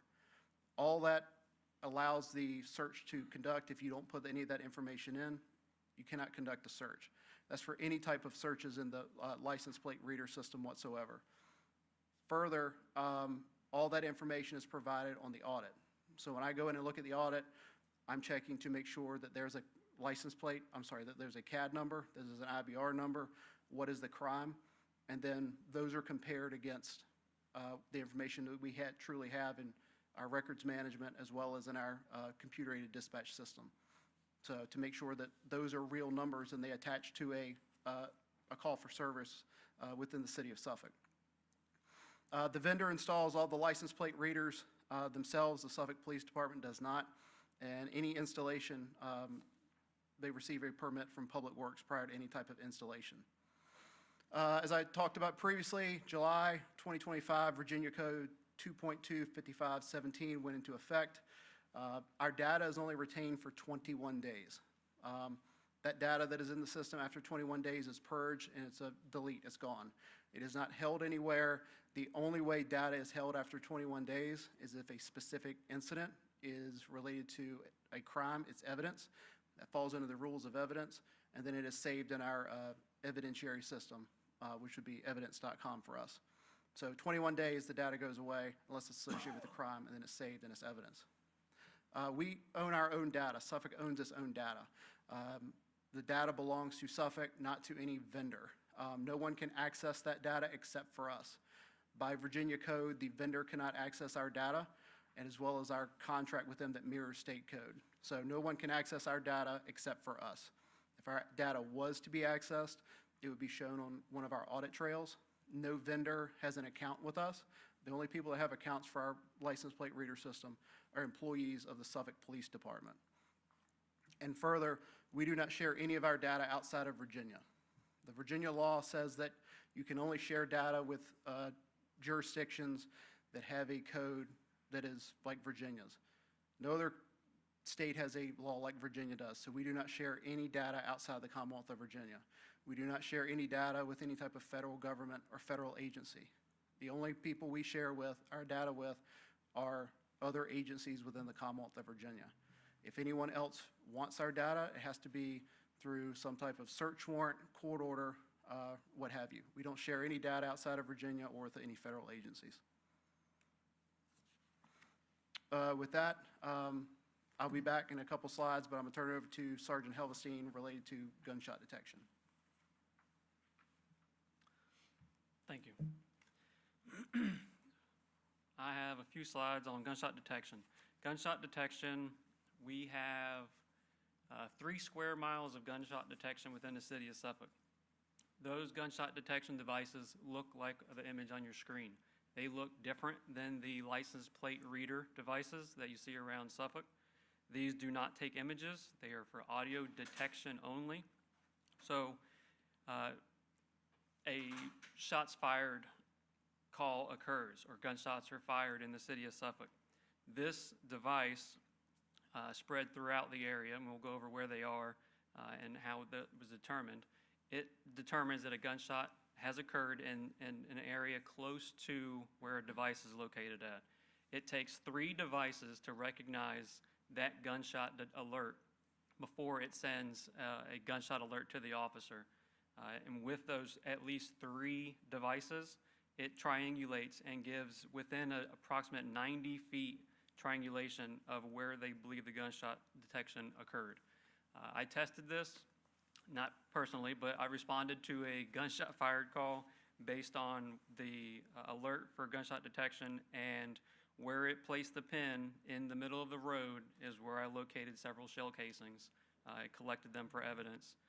So the system works, and it, again, uses at least 3 devices that has to triangulate to determine that gunshots occurred.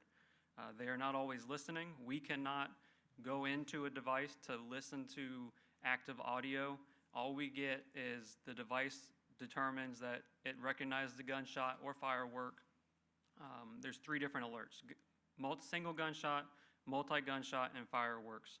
It sends the alert to the officer, and they get a small clip of what they think, what the system believes is gunshots. So with that, we have a 5-second audio clip to say, yes, that's gunshots, or no, it's not. and we can get a pin of the area where it determined, triangulated where the gunshots occurred. And it only triggers, we only have alerts for gunshots and fireworks. In a period of determining, this came in several different installs. We started with an area that was focused on 2-year and 5-year data as far as where our gunshots were. Sorry, I didn't move to the next slide.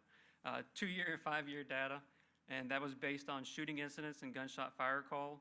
This initial area, we focused on the core downtown area as well as a neighborhood in College Drive. That worked. The contract expanded, the base expanded, and we then expanded again in downtown. And again, based off of gunshot fire calls and shooting incidents, we now have the area behind Food Lion, YMCA on Godwin. That neighborhood also was determined to have calls for service that justified having gunshot detection. Again, these are not cameras, 5-second audio clip. For this, there's a 30-day retention, but again, that is only for the alert. That is not a searchable. I cannot go in and search a time frame and just listen to audio. That does not exist. The next section we have is live feed cameras. Now these, pictured in the top corner, they do look like license plate readers, but they are different. These are for live feeds. They also record. We'll get to that as a 7-day retention. With this, there was a push at one point, and I'll get into the scenarios and stories about it. But there was a push to have the parks, city parks, parade routes, our heavy area where we have pedestrians, to have coverage. These were installed throughout the downtown corridor to include parade routes, Taste of Suffolk, the Earth and Arts, where we have a lot of people, to where we can make sure we have good coverage. Large parks and trail systems, and then the area in and around schools, just for not on the school property, but in and around the school areas. Again, these are not LPRs. This is a 7-day retention. We can view these cameras live, and then also they have a 7-day retention schedule. After 7 days, that video is gone. The exception would be if it is evidentiary, we can download it and save it into our evidentiary platform to save for a court case. Along with our live feed cameras, we have the trailer cameras. Major Epperson discussed those briefly. These are readily to be deployed for special events. Citizens, if they have a lot of crime in the area, businesses, they can request a camera and we can deploy them. We have a couple here deployed in downtown. We'll use them for special events, for parades. You'll see one next Saturday for Taste of Suffolk. We will have one in the area of Main Street. We originally had 10 of those. They were purchased back in 2017. And we have added 2 more recently, and those are leased for coverage. And this video also is a 7-day retention. So looking at our core downtown district for our parades and special events, just an overview on the left side of the screen there for the road closure. I'm not sure exactly what event that is, but on the right side of the screen you can see just an overlay map of the downtown area, and then you have dots, green dots in the area. Those are some type of camera. Each one has a different icon. They could be live feed cameras. They could be the integration cameras for the traffic cameras, not the speed, but just in the area cameras. Trailer cameras, they could be a license plate reader, but they're focused in and around where we do have special events. Next page is just a further dive into our downtown city park here. You'll see small blue X's. That's the just area of where we have live feed cameras. And when you think about the event that we just had, the Picklepalooza, there's a lot of people out there. The cameras help to make sure that we are able to see and keep everybody safe to see where any concerns or issues may occur. So I'm going to go over a couple success stories. This snapshot, I think I can dive in a little bit more on. And for these success stories starting back from 2022, I'm going to dive into a couple of them, but with privacy and active cases, I'm going to not advise on all the information.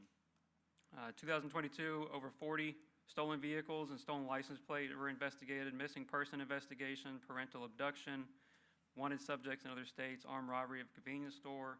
These are all success stories where this system in itself for license plate reader and or live feed cameras have helped in solving these cases. Over 70 stolen vehicles and stolen license plates were investigated in 2023, a homicide and abduction of a child vehicle theft. So this one here, this person parked a vehicle, the victim, vehicle owner, parked a vehicle at a gas station, walked inside, and left their child in the car with the car running. Someone jumped in the vehicle, took the vehicle with the child in the car, and last known location was heading west on Holland Road. We were sent officers in the area. The child was located on the side of the road, dropped off. We had the license plate, forwarded that on to the next city officials in Franklin. They were able to, with their license plate detection devices, were able to locate the vehicle and ultimately take that person into custody. The child was not harmed. 2024 homicide investigation solved in less than 8 hours. This person, victim, was at a park in the area, and a witness statement led us to a vehicle that fled the scene after a gunshot was heard. By using license plate reader device, we were able to locate the victim vehicle and find our suspect vehicle traveling directly behind it. The time of the call and the gunshot was heard, the witness called in, that vehicle was then leaving the scene. That gave us an area and a time frame of where this vehicle could be, because it did not hit any other devices leaving the vicinity. So we were able to locate this vehicle and take this person into custody within hours of the homicide happening. Stolen vehicle investigations also in 2024, as well as an armed robbery spree. 2024, I also want to touch on for just a moment that in May of 2024, there was a citizen of Suffolk walking on a trail, and that person was robbed at weapon point. That person was taken into custody, the offender, and no harm was to our citizen. And in that same month of May of 2024, we had a shooting at a park on Blythewood. Both of these happened in May of 2024. And with that, when I hit the next slide, you'll see that starting in May of 2024, there was public comment and suggestions or requests that are related to license plate readers beginning in May of 2024, talking about why aren't the cameras in the city parks. This goes on. The city heard the cries at that time. The city expanded the network to cover city parks with live feed cameras as well as license plate readers from the entrance and exit of some of the major parks. That implementation occurred within weeks after a camera was installed on Suburban Drive at the trailhead at the parking lot. A deceased person was located in the parking lot and was reported, and the cameras that were installed helped the investigation greatly. I'm not going to go into more detail on that one. So through here, you can see a snapshot of different stories, and through the community partnership, we have different dates of when we had public comment about the expansion. And with that, I will leave it to Major Epperson to talk about transparency portal. One thing I'd like to highlight on this previous slide is there's also 8 homeowners associations and apartment complexes in Suffolk that have their own license plate readers. So not all the license plate readers that are seen around the city are installed by City of Suffolk, Suffolk Police Department. 8 homeowners association have them. Matter of fact, the license plate readers actually started in Suffolk by a homeowners association. They were the first ones to install them in Suffolk. So these are not all neighborhoods in the northern part of Suffolk. They're in central Suffolk as well as the southern part of Suffolk. So like I said, 8 different ones as well as businesses. The license plate reader cameras that you see at Lowe's, those cameras belong to Lowe's. They're not City of Suffolk cameras. So Lowe's has deployed license plate readers at all of their stores in Hampton Roads that I know of, and I don't know how further beyond that, but not all the ones you see in Suffolk are installed by the city. There's a lot of homeowner associations, apartments, and businesses that do have them as well. As far as transparency goes, we try to be as absolutely transparent as possible. There's a lot of conversations that Sergeant Helvestine and I have, like, what more can we do? How can we build this out even more? So in May of '25, we actually launched our transparency portal on our webpage. So it's on the Suffolk Police website. Go to the main website, transparency portal.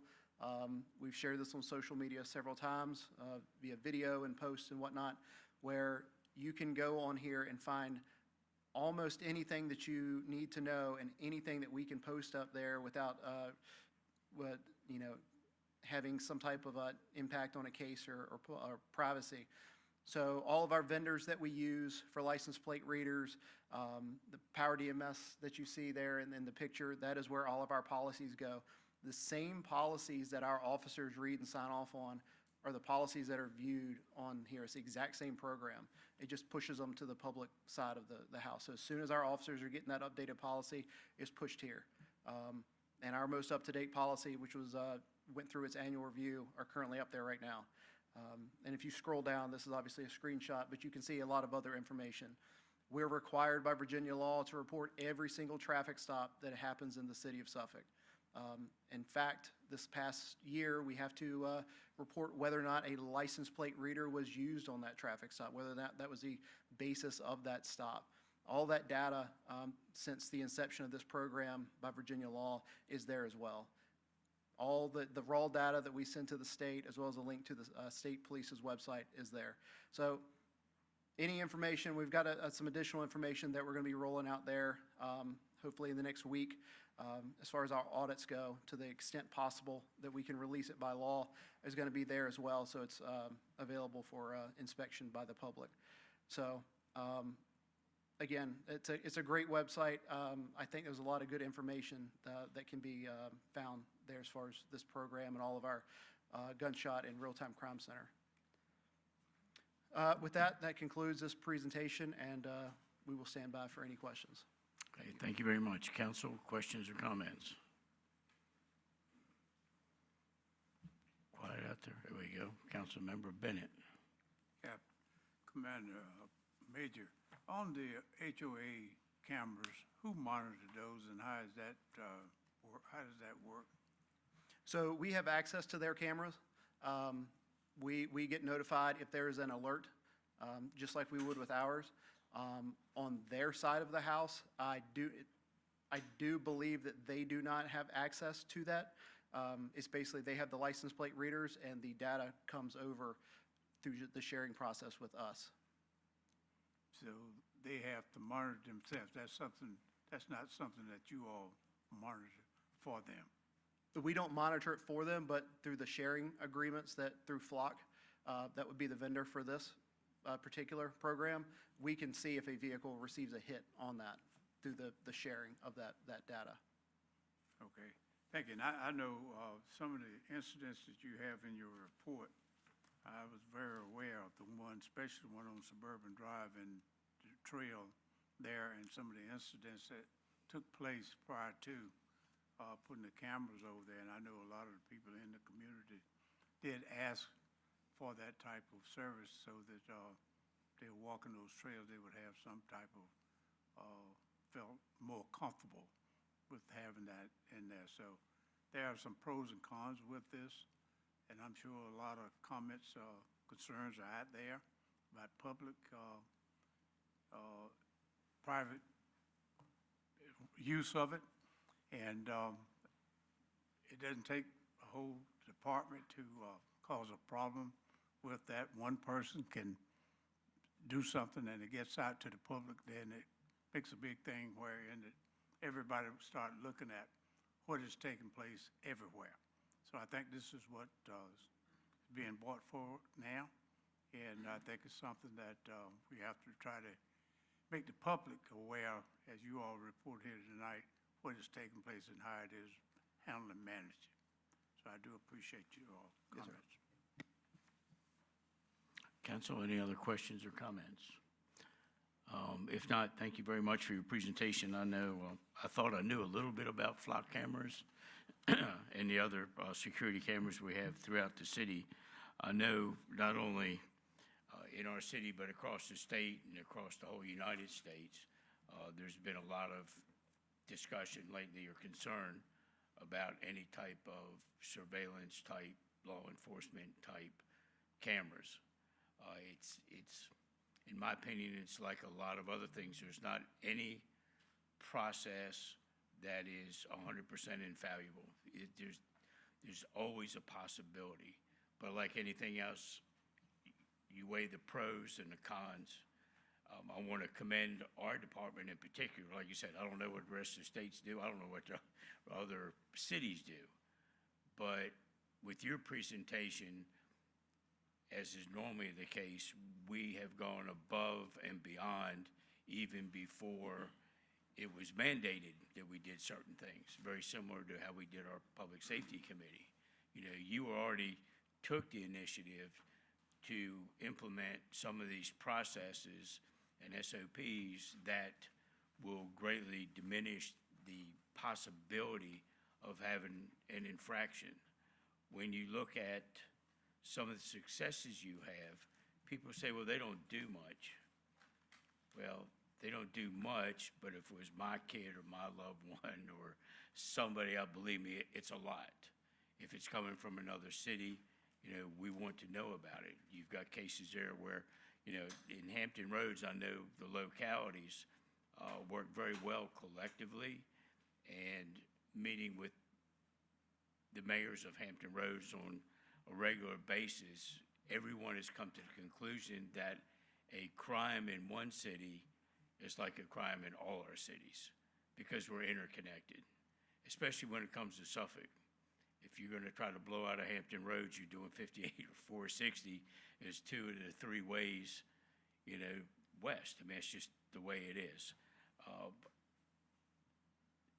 Particularly for our city, I think these are significant, not only as a force multiplier, which it is for everyone, but for a city of 430 square miles, you know, it's a lot easier for Norfolk and Portsmouth to patrol those areas that have coverage.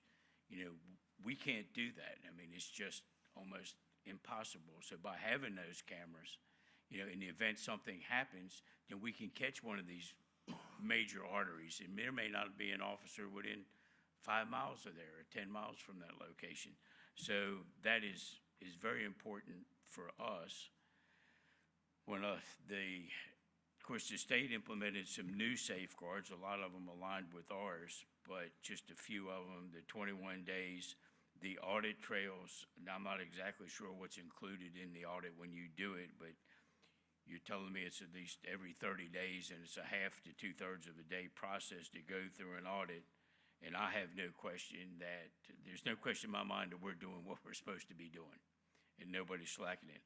I'm also sure that there are consequences in place, significant consequences in place. I won't ask what they are. I don't know if it goes to immediate termination or whatever it is, but I know that our chief and our department are going to have consequences in place in the unlikely event that this system is misused for whatever reason.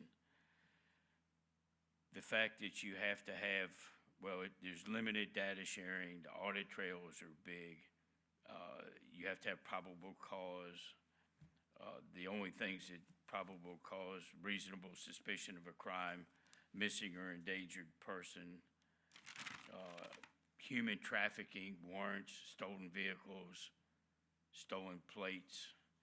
These are all significant reasons for having access to that. The key is, are we safeguarding that access? And it's a question everybody always has. But I think for us, we've done an exceptional job managing it. One thing that's been put out there that that I learned today, because I'll be able to learn that when I get answered some questions, it's been posted that we have 280-some flock cameras. Well, to me, I thought that was 280 cameras on the street. Nobody made the differentiation of where they were. And I looked at it and I said, man, that's a lot of cameras. I don't remember seeing that many. But in actuality, we have 90 cameras mounted on the street. That's a long way from 280, so a little bit of misinformation goes a long way. Those other license plate readers are actually what's in your patrol cars. Yes, sir. So the license plate reader for an officer is much more efficient than getting on the radio and asking somebody to pull the tag number up. I assume it's kind of the same purpose. If they have probable cause to do that and you pull somebody over, in the old days, you called up, you gave them the tag number, or you did it on your computer and waited, but now it's automatically there. When you hit the license plate, it's going to come up. So not only for the safety of our officers, that's great, but that's a good one to get out there, because people really do think, when you look at the different cameras that are out there, and I'm somewhat aware of that, then it does look like we have a lot of surveillance. You've got them at intersections. Lots of times those cameras might not be measuring anything except for traffic count. There's a lot of cameras out there doing anything more than traffic count when we're trying to redo signals. They might be doing timing.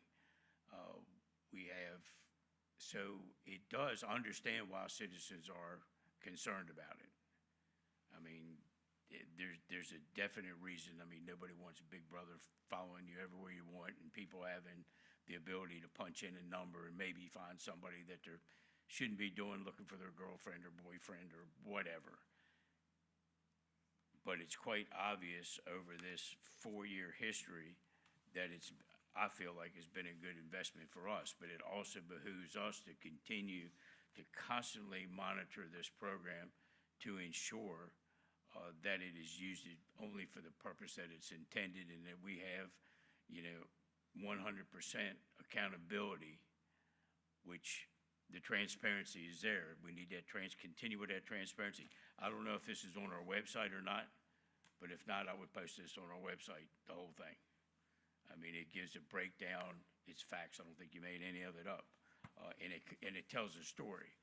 And everyone's entitled to their opinion. There's going to be people that it really, a couple of lives one way or the other, you don't want to make that sacrifice. But in the long run, like I said, I want to thank you for being diligent in doing the job, but also protecting, the rights of our citizens at the same time. And Thank you. with that, any other questions or comments? Oh, I'm sorry. Got you. Councilmember Wright. Sorry, Mayor, I hate to come behind you, but you mentioned something that That's caused okay. me to raise a question. So I noticed that your presentation included the monthly audits of the system, and that's conducted internally. Is there a specific, group internally that does that? I conduct the audits from the command level. I'm in charge of administrative division, which includes professional standards for internal affairs and what have you. The only person in the police department of higher rank than me is the chief. So that's kind of where we settled at this. So there's the extreme oversight to conduct that audit. And then when I finish my audit, my monthly report goes to the chief, where he reviews it. Okay, thank you. And the monthly report goes to the chief, but then there's the quarterly reporting that goes to the Virginia State Police. Correct. What does that consist of? So the report that goes to the state police, I'm trying to remember all the different facets of it. I believe it's like 3 or 4 pages long. It's what it's in the format that they've determined based on law and what is said by law to be audited. The primary focus of it is searches. So it's the total amount of searches that are conducted by the agency, what the searches were for, broken down by the different crime types that they have laid out. So those crime types that are laid out in that audit are also mirrored in our system, so that when we're going through the audit, we are going through and making sure that those are the only types of things being searched for, allowable. We report whether or not we have any violations of policy or law with that as well. We also report every agency within Virginia that we share with. So that in and of itself is about a page-ish long with all the jurisdictions, whether or not we're sharing LPRs with those agencies. And I'm sure there's some other things on there. I just can't remember what. But also part of that law, they're getting that data from other sources. Our monthly NIBR submission, which is our incident-based reports, we have to notate on the report any type of license plate reader usage throughout the investigation of that. So with that this year, I believe it's been like 162. I pulled that information before I came over. About 162 of those were notated this year, and as well as our traffic stop data that we've been reporting for the last 5-ish years through the Community Policing Data Act. We report whether or not any license plate reader was used specifically on that traffic stop itself. So as an aggregate, my assumption from the state police is they're taking the audit data we've sent to them quarterly, and then those other from license plate from the IBRs as well as the traffic stop data is what they'll put their annual report together with. So quarterly, we send is primarily searches, who our vendors are, things like that. Thank you. And my final question, what type of safeguards, and audits are definitely safeguards because it helps to build accountability, but what other type of safeguards do we have in place to ensure that there isn't misuse? So it's really using technology. So before the law even came out, the ability was to, well, let me back up even further than that. So the way the system is set up for users is that it is based on the needs of that particular user. And the patrol officer that is on the street, they do not have carte blanche access to the system, right? Their use is very tailored to their needs as a patrol officer. Probably about 2/3 of our users are strictly patrol officers, and their functions are to receive hits and do basic searches. That's all they're getting. Then we have another level, which is a supervisory and investigative level with a little more access, and then we have a command level access, which is able to pull, put in those custom hot lists and things that I was talking about.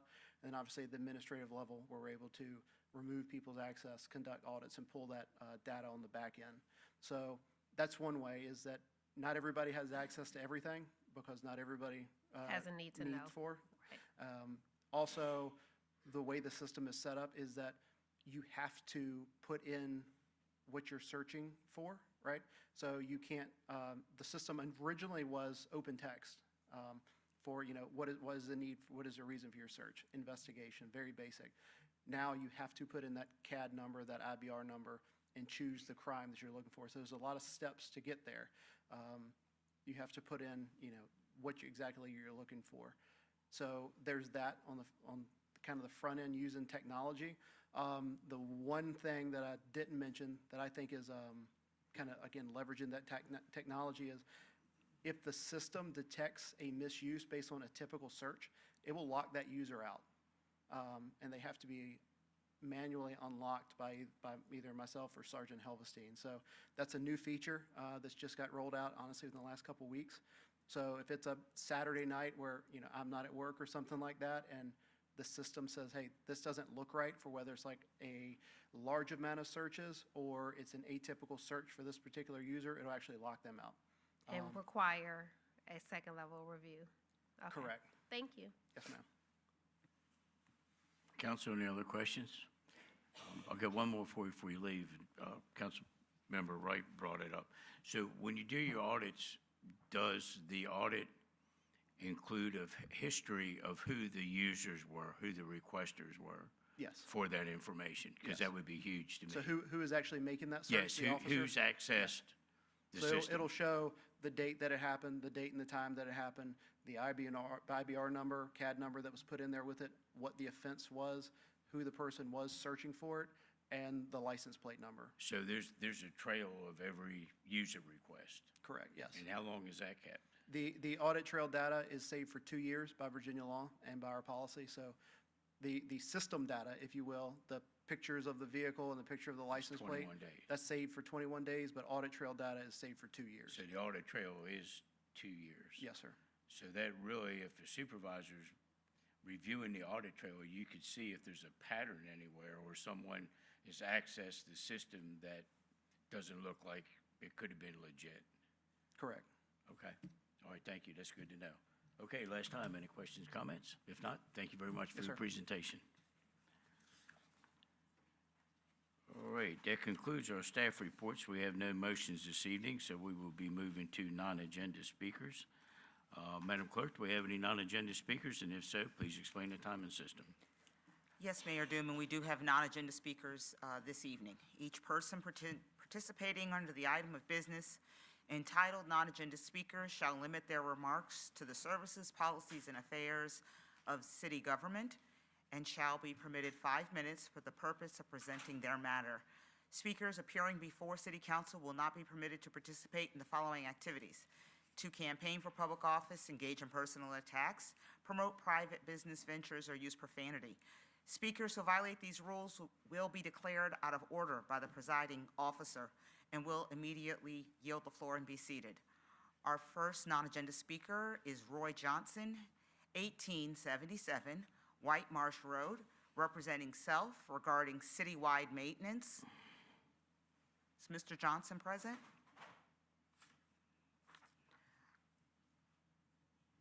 Our next speaker is Douglas Carter, 1230 Kansas Street, representing Local 2801, Suffolk Professional Firefighters regarding the Suffolk Fire Department.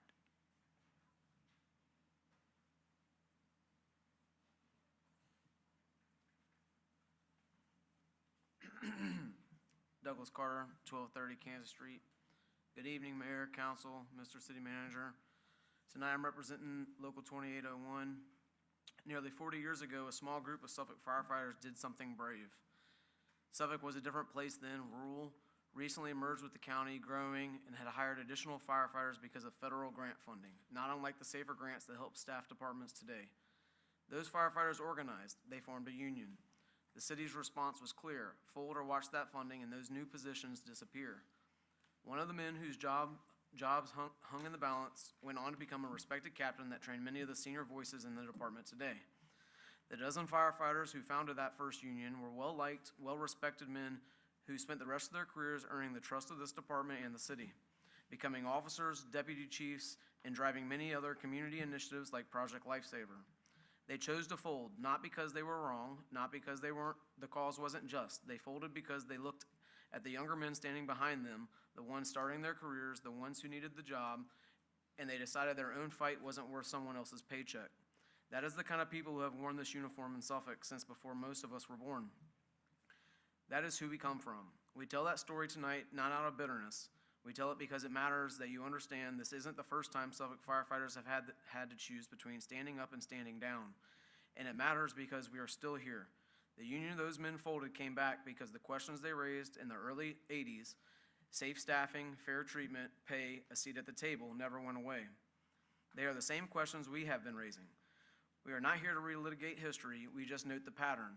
Whether we are talking recruitment numbers last December, failures over pay studies in 21 or 2015, hiring freezes after 2011 to 2018, or a 30-year historical staffing study. We are here because we believe Suffolk can do better than continue repeating a failed history for its people. Nothing we have discussed publicly is new, it's just uncomfortable.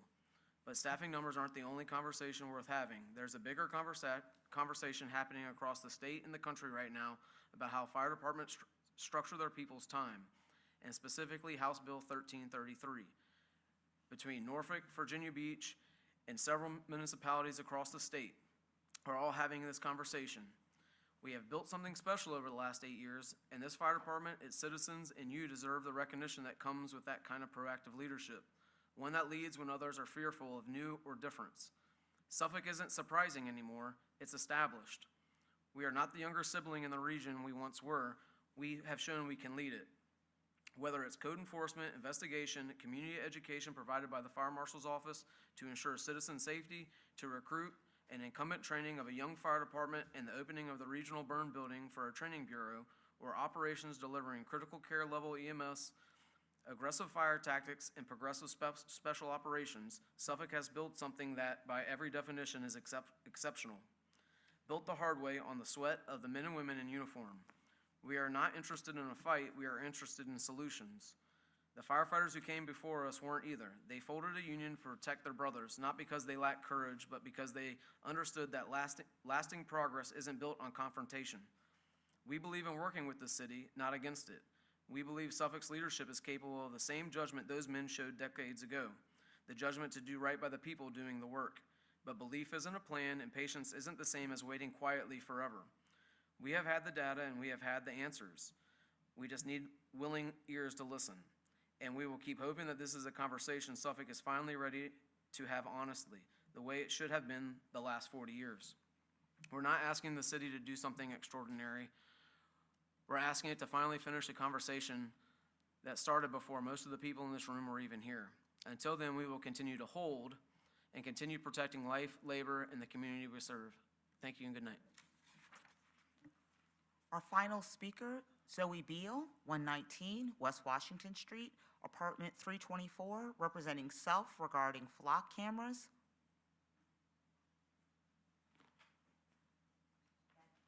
That concludes the speakers, Mayor. Okay, thank you, Madam Clerk. We'll now move to new business. Madam Clerk, do we have any additions to tonight's agenda? No, sir. Okay. With that being said, do we have any members of council that needs to bring something before council for consideration? Council Member Bennett. Thank you, Mayor. I would just like to request that we have the city manager and staff to take a look at tax relief for our seniors that's on fixed income. I know we have a program wherein that people that can qualify for tax relief for seniors that meet a certain income level. But I have been approached a few times about tax relief for seniors that's on fixed income. And I'd just like to have some comment, discussion about if there anything that council or the city can do to give some relief to senior citizens that's on fixed income, and the real estate tax will continue to increase. And I don't know how we could go about it, but I would like to ask the city manager, staff, if they could come back and give us some kind of update if there anything that the law allows us to be able to do.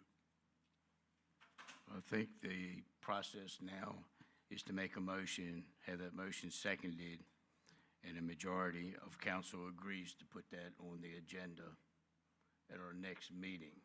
Now, based on what your motion is going to be, I would imagine that a lot of that is going to be intertwined with the upcoming budget also. Right. But to have a presentation as to what options we may have at that time, which is what sounds like Right. you're looking for, then that would be your motion. Is it clear enough, Mr. Manager, as far as what Councilmember Bennett is requesting? I think maybe I've heard two things. I've heard an update or a report, but then I've heard budget. Is there a timeline that you're looking for information, and how would you like that information Well, delivered? I would like to know how we can implement something to give a relief, and that will be where it have to be during the budget process or whatever, like the mayor is stating. We need to bring it back so we can discuss if there anything we can do involving that. Did you have a timeline on your request to bring that information forth? How long it take you to bring Is that a it question back? to me? 30 days. Is that my request? Yeah, your request, 30 days? Well, I think if I understand the process, you would pass a motion. The motion would now be on the September 16th meeting, Correct. setting a deadline or a timeline for us to provide a report. So I want to understand what type of report you'd like to provide. At a minimum of 30 days, I would request. I'll take more if you want to give it, but at a minimum, 30 days. Okay, thank you. So the That's my process would motion. be to get it on the agenda for the 16th, and then at that time, we'll establish a guideline and precise direction for the city manager. That's right. Okay, so we've got a motion to that That's the effect. motion, yes. Do I have a second? I'm sorry, Councilmember Butler Barlow. Yeah, No? A little conversation. I was going to second. Okay, and we got a second from Councilmember Butler. Do we have any discussion of the motion? which is what? Which is what? Mm-hmm. I mean, you threw me under the, I mean, I don't want to speak from Councilmember Bennett, but I think I the don't either. motion would be for the city manager to present what options we have to address additional Tax relief. tax abatements or credits for senior citizens relative to, Fixed income. Fixed income. you want senior citizens on fixed income relative to any tax considerations coming or going. Yeah. Okay, That's close. something like that. All right, that sounds good. Are you still okay with a second? Yeah. Okay, and we got a second. Any discussion of the motion? Okay, hearing none, council members prepare to vote.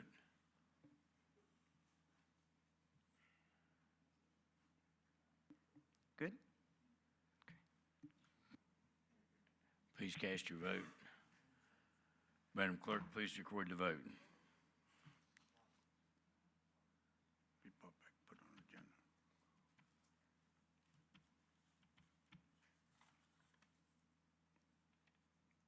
Let's roll call it. Councilmember Bennett? Yes. Councilmember Butler Barlow? Councilmember Johnson? Councilmember Williams? Councilmember Wright? Vice Mayor Ward? Mayor Duman? Yes. Motion is approved by a vote of 7 to 0. Okay, do we have any other new business that any council member would like to bring forward?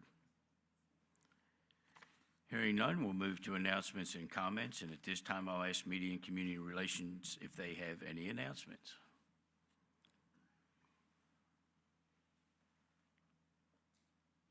Good evening, Mayor, Vice Mayor, members of council, Mr. City Manager.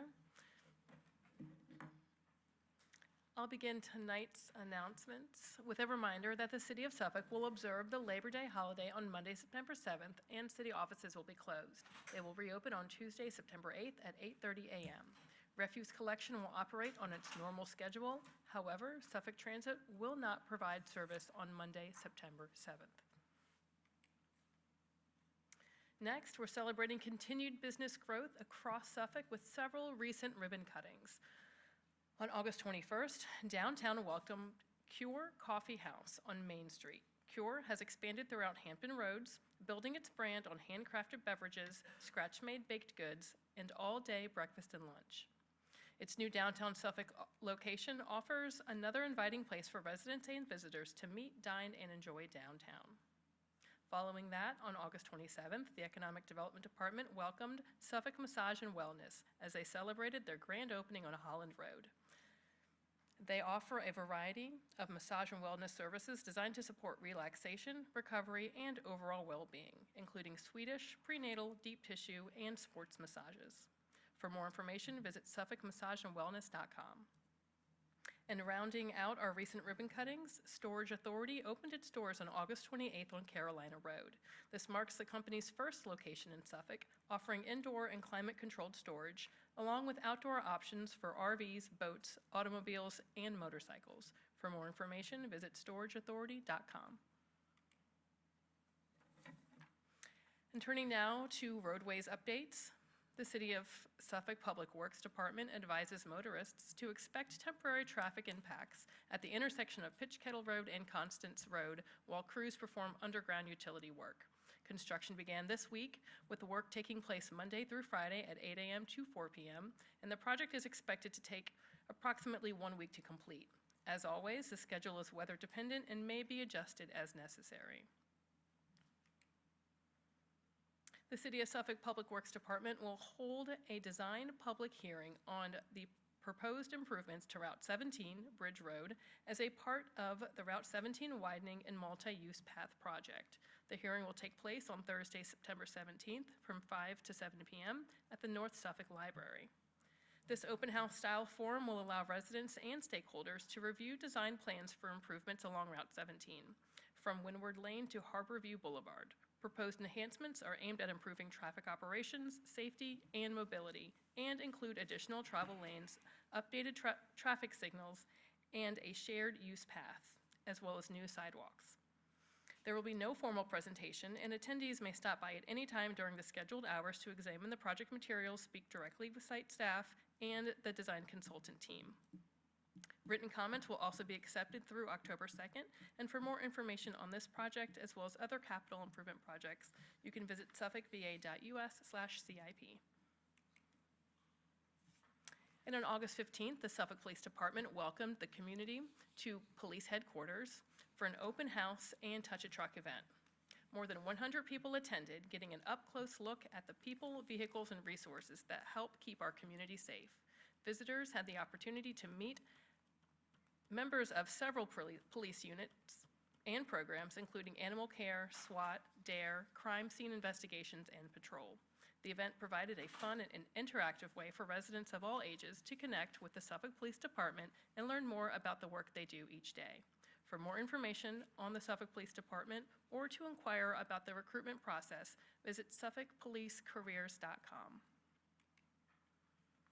Looking ahead, the Workforce Development Center is inviting the public to Connecting the Dots, Navigating Today's Workforce, a free workshop on September 28th from 2 to 4 p.m. at the Workforce Development Center. Attendees will have the opportunity to discover valuable resources, connect with workforce experts, and explore opportunities designed to help them navigate and succeed in today's changing workforce.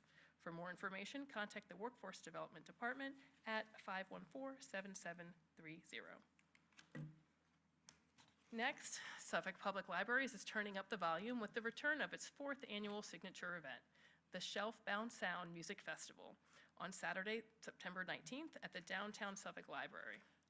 This free, all-aged event celebrates local music and creativity, bringing together established and emerging artists from Suffolk and across Hampton Roads. This year's lineup features No Agenda, Berries, and Carousel, with live music beginning at 6:30 p.m. Doors open at 6 p.m. with a mocktail bar, artist merchandise, and creative activities, including a live screen printing. For more information, visit suffolkpubliclibrary.com. And before Shelf-Bound Sound takes the stage, another big downtown celebration is right around the corner. The Taste of Suffolk Downtown Street Festival returns for its 20th year on Saturday, September 12th from 11 a.m. to 5 p.m. The festival will fill downtown with local food, live music, shopping, a classic car show, and plenty of family-friendly activities. Local restaurants will serve up their signature dishes, with festival goers invited to vote for their favorite bite and help crown this year's Golden Fork Award winner. The Fun Zone will feature activities for all ages, including a rock wall, inflatables, magic show, face painting, games, and more. Festival goers can also visit the VA 250 Mobile Museum at the Downtown Festival Park as Suffolk continues to celebrate America's 250th anniversary. And when the street festival wraps up at 5 p.m., the celebration continues at Downtown Festival Park with an after party featuring live music from 5 to 8 p.m. So come hungry, bring the family, and help us celebrate 20 years of Taste of Suffolk. For more information, visit tasteofsuffolkva.com. And lastly, on your screen are the many ways residents can stay connected to the city of Suffolk. Thank you and have a good night. Okay, thank you, Ms. Moore. We'll now move on to announcements from council, and we're going to start with Councilmember Wright, since you weren't here last time. It's your punishment. Go ahead. Oh, I'm sorry, my bad. Delegates, let's see. Where are you? They didn't take you off of here from last week, did they? Nah. This isn't funny. Hold on one sec.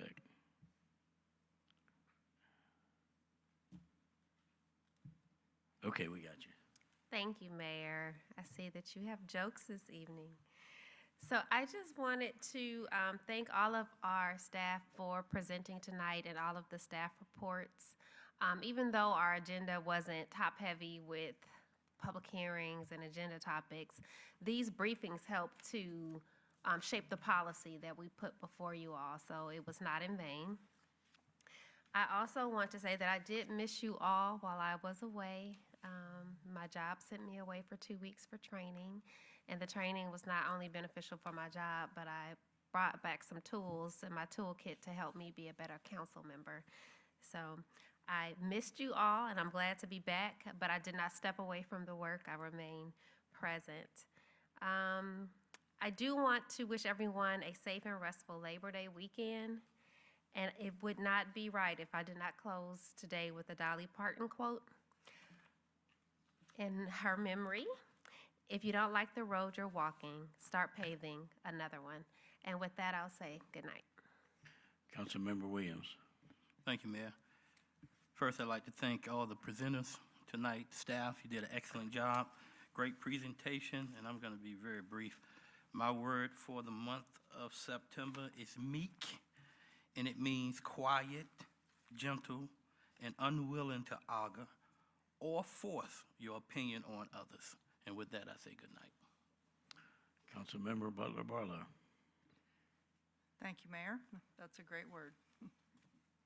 I want to, don't want to repeat everything, but also want to say my great appreciation to all the staff reports that we got tonight. We got a lot of information.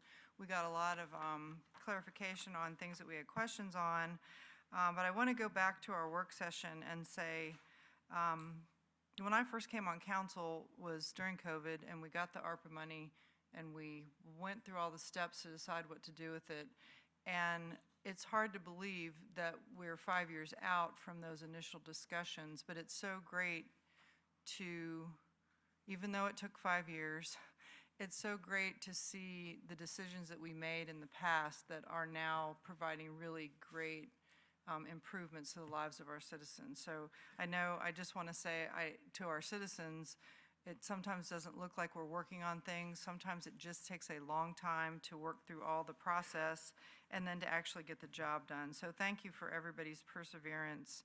And like with all the staff reports, we're always trying to work on good things for our citizens, for our staff, and to make the city of Suffolk a better place to live. So I guess I'm saying I appreciate everyone's patience also in getting the work done, but we do get a lot of good things done. Of course, want to say good luck to everybody with a new school year starting up. It's always an exciting time, and it can be stressful, but trust that everyone's school year is off to a good start, and hope that it will be an excellent year for everybody. And hope that everyone enjoys the holiday weekend. I am hopeful that our holiday weekend, we always joke that on Labor Day weekend, we usually labor because it's time to pick the corn. And the goal is, we have a lot of superstitions in farming. One of them is we'd never start a new job on a Friday, which means we might be picking corn tomorrow, so we don't have to do it because we can't start on Friday. But to all my fellow farmers out there, harvest season is a busy time. I say it almost every meeting. Give us a little room on the roads. We're going to be out of your way in a minute. We've got giant equipment. We don't want anybody to get hurt. We want to get where we're going safely, and we want to get our job done. So just give us a little space, and if it makes you slow down a little bit, enjoy the scenery. I was instructed to tell everybody the corn is not dying. This is just what it does this time of year. It turns brown, and it's matured, and it's time to harvest it. So the drought is real. The lack of rain is a concern, but the corn is supposed to be looking like that this time of year. So just want to make that clear. Thanks for a good meeting. Thanks for lots of good news stories. And with that, I'll say goodnight. Councilmember Bennett. Thank you, Mayor. I'll be kind of brief, too. I want to start out by some requests that I've had come to my attention. I know school is open now, and it's a lot of parents driving the children to school, and traffic is backing up everywhere. National Parkway, McBean School is coming through there this afternoon. They backed up on National Parkway. And, but anyway, some of the parents are walking the children to school in McBean, and they asked if we could get a crosswalk to go across to the school, people that's walking across the road, that they would have a crosswalk there going to McBean from Old Mill Creek area, Beamer's Mill rather, not Old Mill Creek, Beamer's Mill, to where they can cross the road with the traffic. I'd like to take a look and see if we can work at trying to get a crosswalk there for that.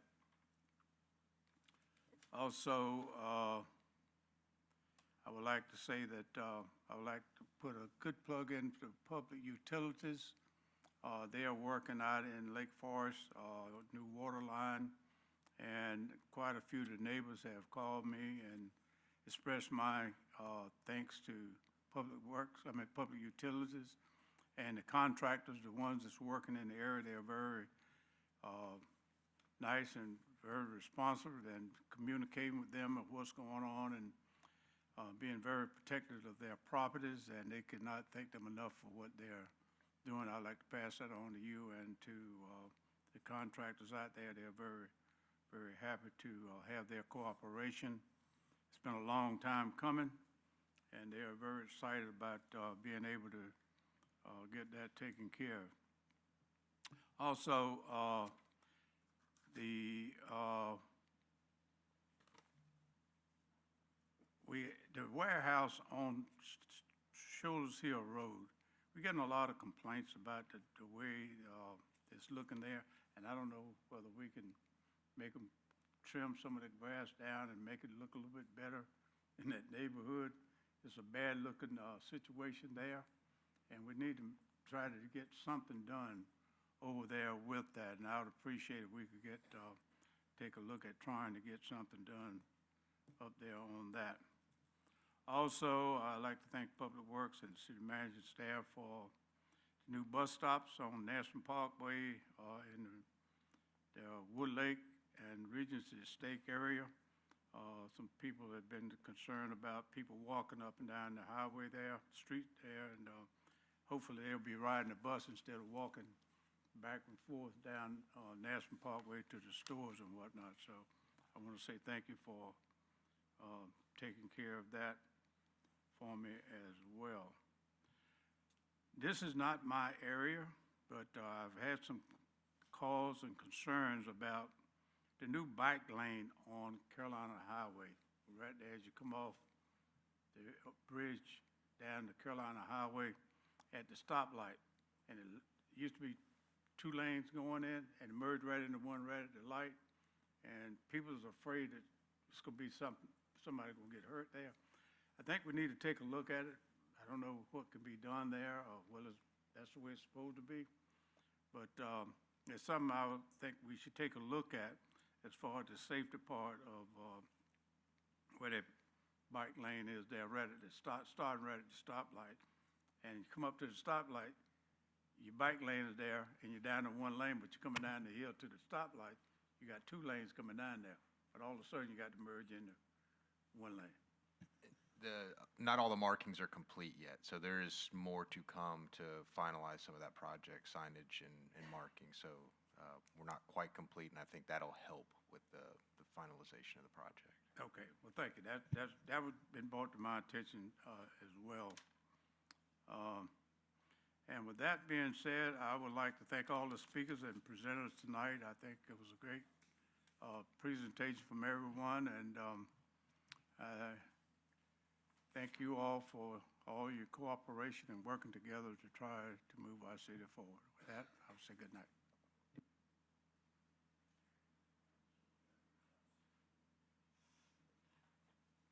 I'll be brief as well, but I just have to reflect on the fact, I think it's kind of nice that we do this every once in a while, reflect on what's going on around us. 5 years ago, the people in my borough, probably 60% of them didn't have the internet. And here we are 5 years later. What a remarkable thing that we have accomplished as a city. Nothing tonight but a lot of good news and a lot of potential good news for the future. It's important to have good information. It's just like the police report on the flock cameras. We get calls, we get complaints, we get this, we get that. But the truth of the matter is we are doing it the right way as best we can. It's always will be problems, but I appreciate what our city does and how our people that work for our city try to do things in the right way. I also appreciate the fact that we have a cultural arts center. A cultural arts center that is so important to this city. It's good to be reminded every once in a while that it is our cultural arts center, and it's going to take all of us to keep it functioning and moving in a positive direction in the future. Same as the Ag Committee, same as agriculture in our city. Ag always suffers a little bit every once in a while, but it's up to us to keep this city what we want it to be, which for me, part of that is an agricultural city. So we as a city need to do that. Peanut Fest is coming up very soon, but next week or week after, we've got the Plein Air Festival coming up. If you're an artist and you want to paint or be a part of that with Taste of Suffolk, we also have the Plein Air Festival come up. It's a wonderful event and something our city should be very proud of. It's well done. And with that, I will say good night. It's been a good meeting. Vice Mayor Ward. Yeah, so I think that the staff did a great job for that information, because a lot of times some of the people come to you with something you don't know, and you try to spin it in a way that is positive for the city. But what was done tonight, I think I got new information, and I can really say what's really going on. And I want to commend Chief Bowie, because it was right on time of what you did. Your staff, they gave good information on it, and it's much needed about them cameras. You just don't see it just in Suffolk. Like it says, news all the way around. So I thank you so much for putting that on for us tonight. I wanted to mention this here, and about the roads.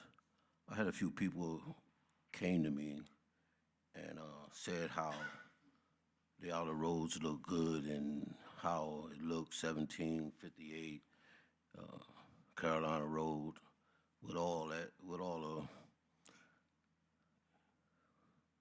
complaints we got, but look at the end of it. So I'm really proud of that. Like I said, when I ride down 58, I just look at it and say, well, job well done. Now 17 and even Carolina Road. So like a few of the councilmen said, we're doing a good job all around the city. Just be a little patient and look at the results, because I think we're doing what's best for the city of Suffolk.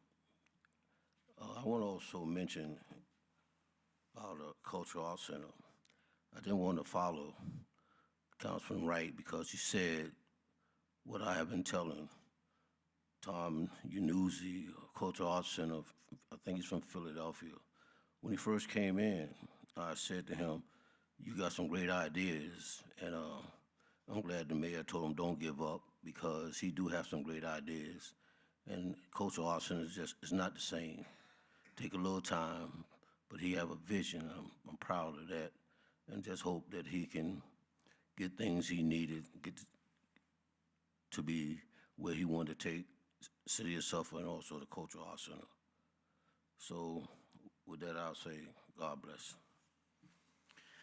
Okay, I'll go ahead and wrap it up. We had a little bit going on the last couple of weeks. A few ribbon cuttings that we already saw. Cure Coffee downtown is pretty awesome. Need to check it out right down from the Elliott Hotel.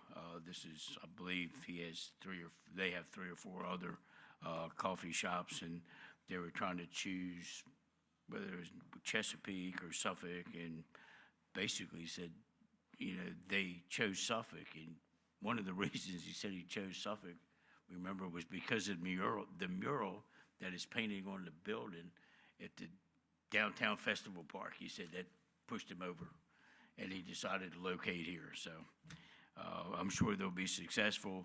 The Storage Authority on Carolina Road, it's a great addition to that corridor right there.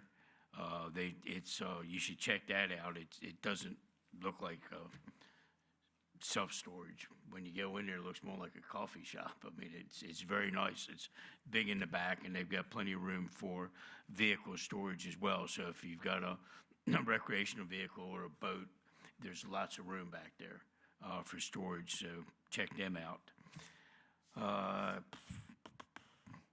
going to be pretty brief tonight. I do want to take 1 minute. We had some great presentations. Everybody's kind of alluded to those. We did have some great presentations, some good news, a lot of good news of things that have already been accomplished and things that we're working on now. So I want to thank everybody for providing that. And if you listen to Ms. Earle's presentation, anyone who thinks there's not anything going on in Suffolk just doesn't know where to look.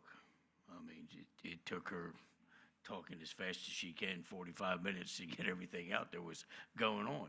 And there wasn't a whole lot of fluff to it. But we do have an amazing amount of events going on in our city, throughout our city, directed to a very diverse population with a lot of different interests and age groups. And I'm very proud of what Parks and Rec does and what our tourism department does, and then all the support that they have to make it happen as well, even down to the volunteers. So check it out. I do want to address we've heard from the fire department for the last couple of meetings. To be honest with you, personally, I got caught off guard a little bit on the staffing issues, but I want to make it clear that, we've heard your concerns regarding staffing, compensation, overtime, and they're being addressed. I don't know, the city manager is working directly with the fire chief to evaluate these concerns and develop recommendations for solutions and appropriate funding. That review will include staffing and compensation, but it must also examine scheduling and operational efficiencies within the department that could reduce significant overtime by making better use of our existing resources. At the same time, the city has undertaken a comprehensive classification and compensation study covering all our city employees, like we did just 4 or 5 years ago, I guess it was. Council will be awaiting the results of that study, and it would not be responsible to make any decisions in isolation before we have the information necessary to understand the impact on our entire workforce and our budget. The upcoming budget process is where these issues must come together. Council will be able to consider the compensation study, the recommendations of the city manager and fire chief, staffing requirements, overtime costs, recruitment and retention, and the funding necessary to implement sustainable solutions. Our firefighters perform an essential service, and they deserve competitive compensation, staffing, and support.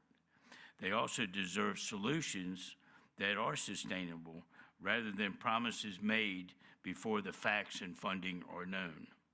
Council is prepared to act. We are awaiting the information and recommendations necessary to make informed decisions that support our firefighters, protect our citizens, and remain responsible to Suffolk's taxpayers. And with that being said, I'm going to go ahead and move to our quote of the night by Maya Angelou, one of my favorite. Angelou, excuse me. How many times have you corrected me on that? Long time. I'm a slow learner. But anyhow. No, that's all right. We'll start calling her Maya. We're going to start calling her Maya What's-Her-Face. Just call her Maya. We know who you're talking about. Okay. All right, with that being said, that quote is, when someone shows you who they are, believe them the first time. And with that, I'll ask for a motion for adjournment. Councilmember Williams. So move. A motion to adjourn, Councilmember Williams, Councilmember Johnson. Second. Second from Councilmember Johnson. Any discussion of the motion? Hearing none, council members prepare to vote.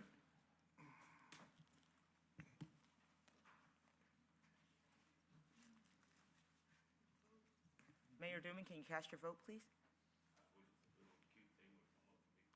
That's bad.